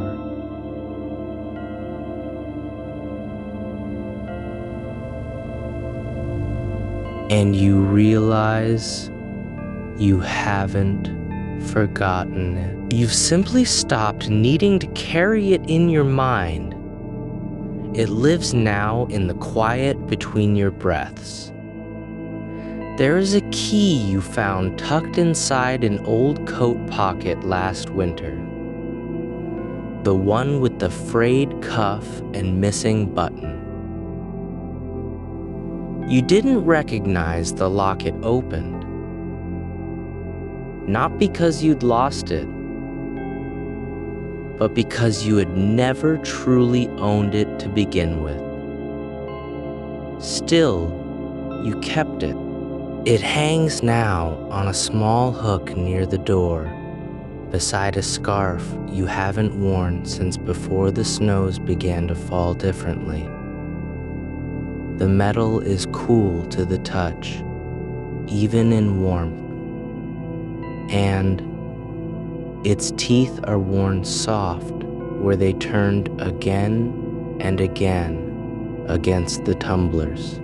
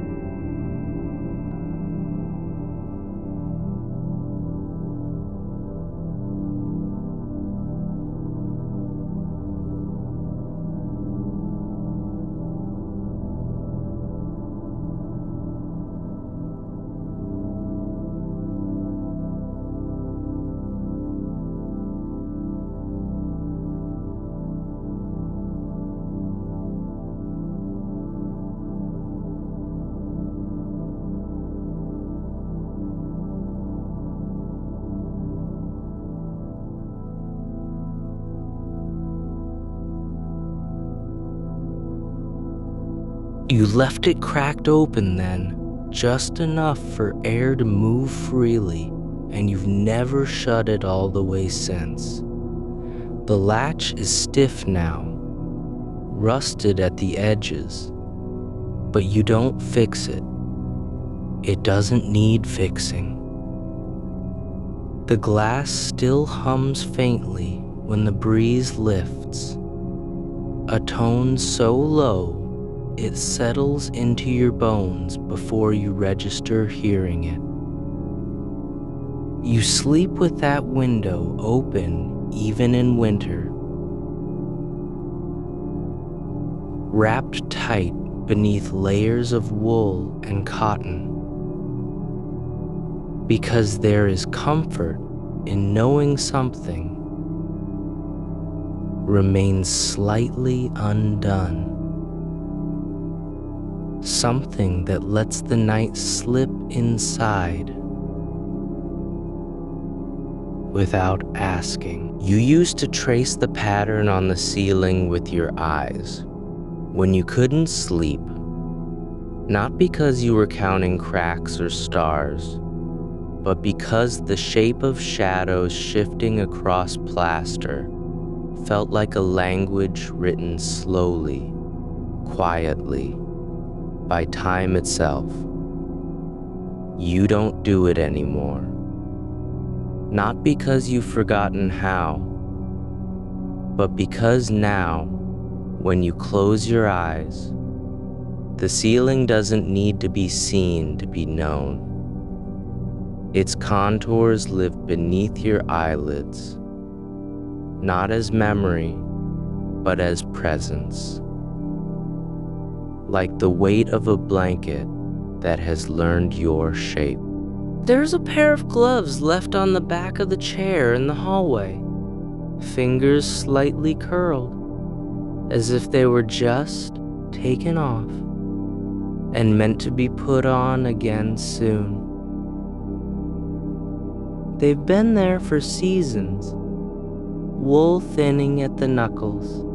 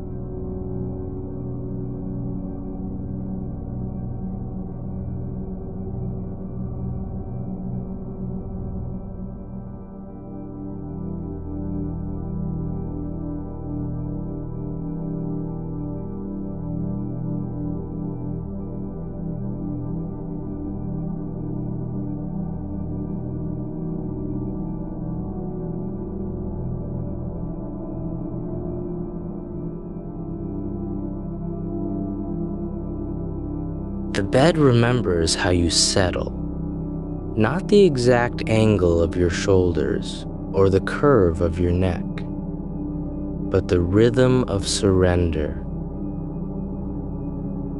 How you let go in increments. First, the jaw, then the fingers,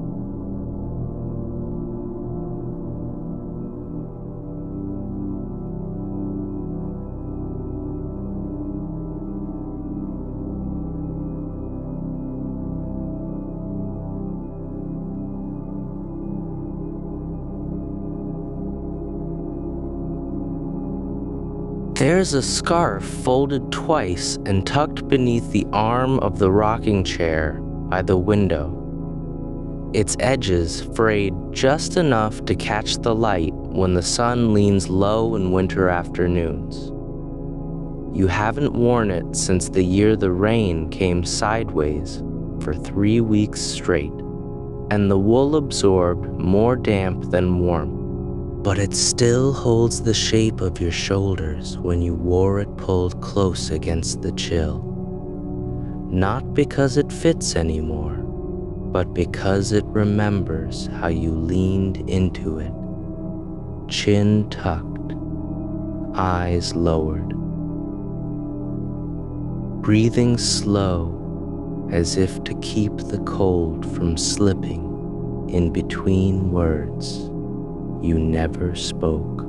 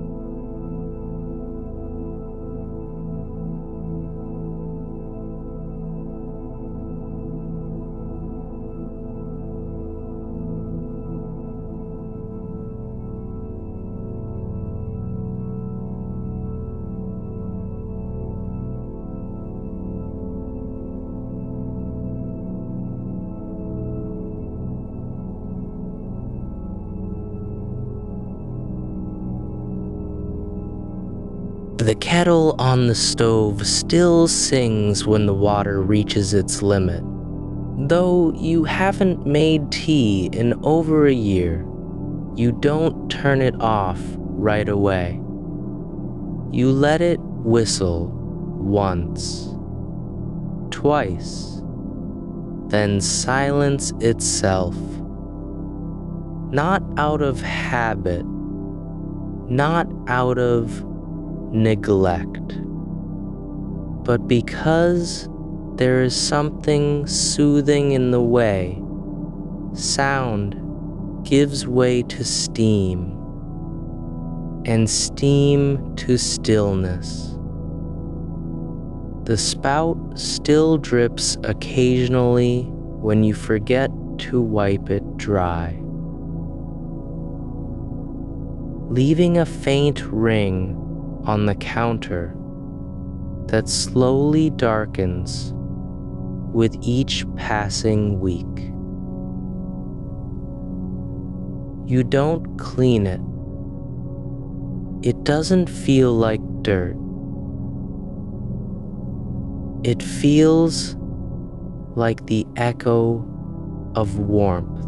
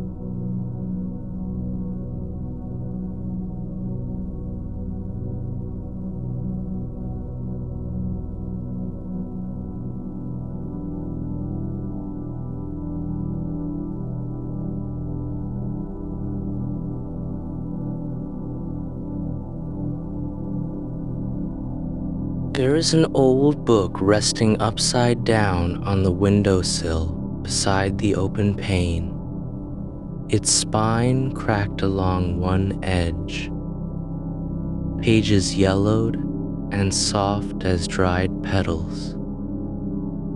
You haven't opened it since the last time you read aloud to someone who no longer sits beside you in the dark. The words inside are not forgotten. They simply don't need to be spoken anymore. Sometimes, when the wind shifts just right, you watch them for a moment before turning away, knowing they will settle again without your help. You do not wonder what story it was that held you still long enough to forget your own breath.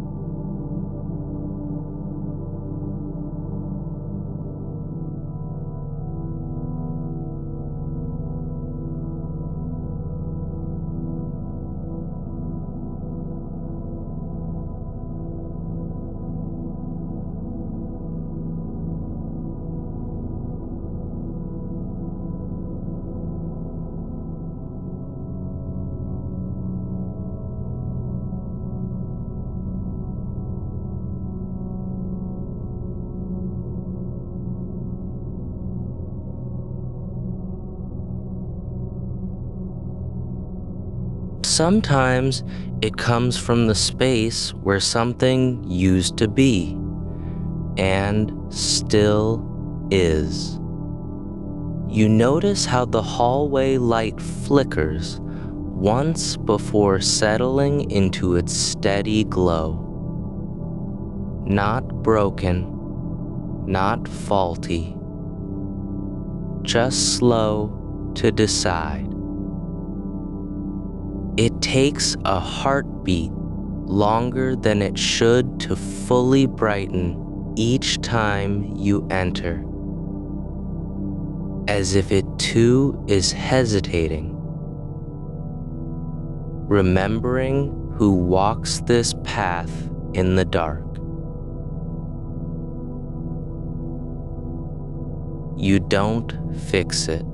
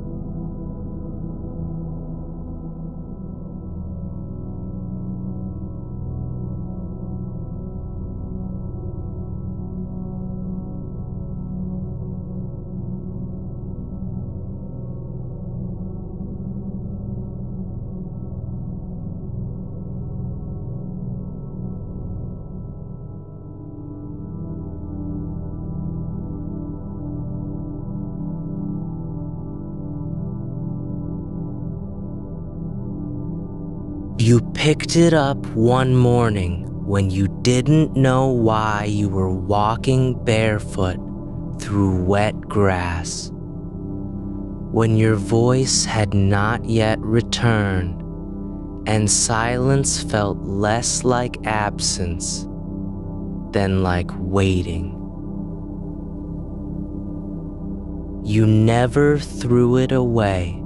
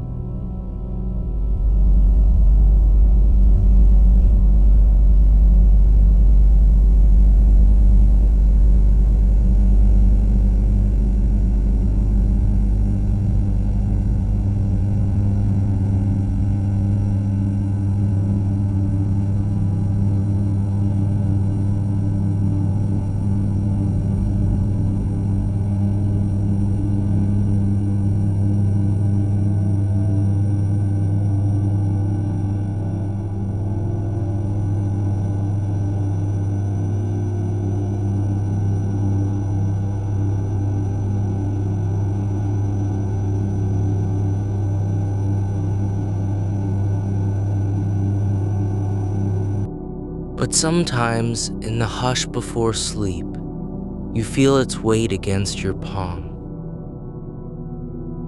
Not because you're holding it, but because you remember how it felt to hold something that asked for nothing.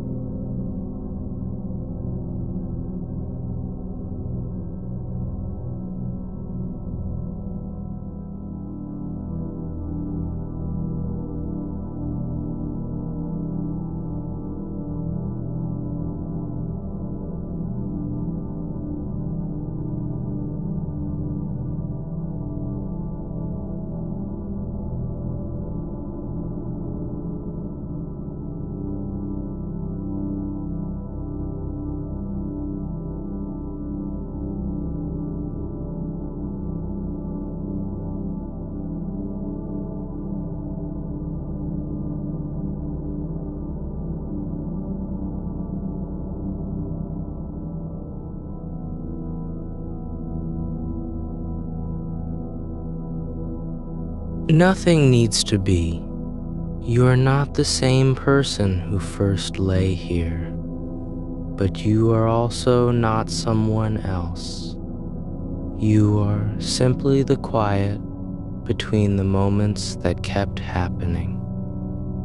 The breath after the sigh.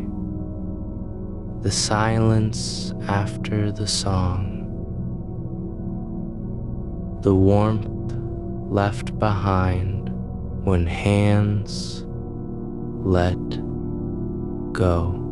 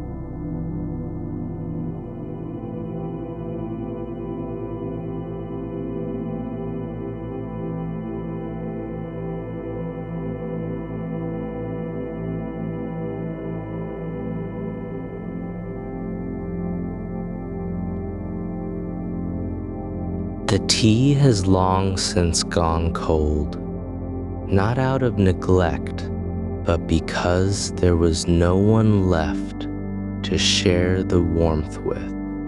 And so, the heat became something you carried quietly in your hands before setting it down. You notice now how the light catches the rim of the mug just before dusk, the glaze catching the last amber glow and holding it for a breath longer than it should. The chip near the handle hasn't grown larger. It doesn't need to. Some breaks stay where they are, not because they're fixed, but because they've become part of how something remembers being held.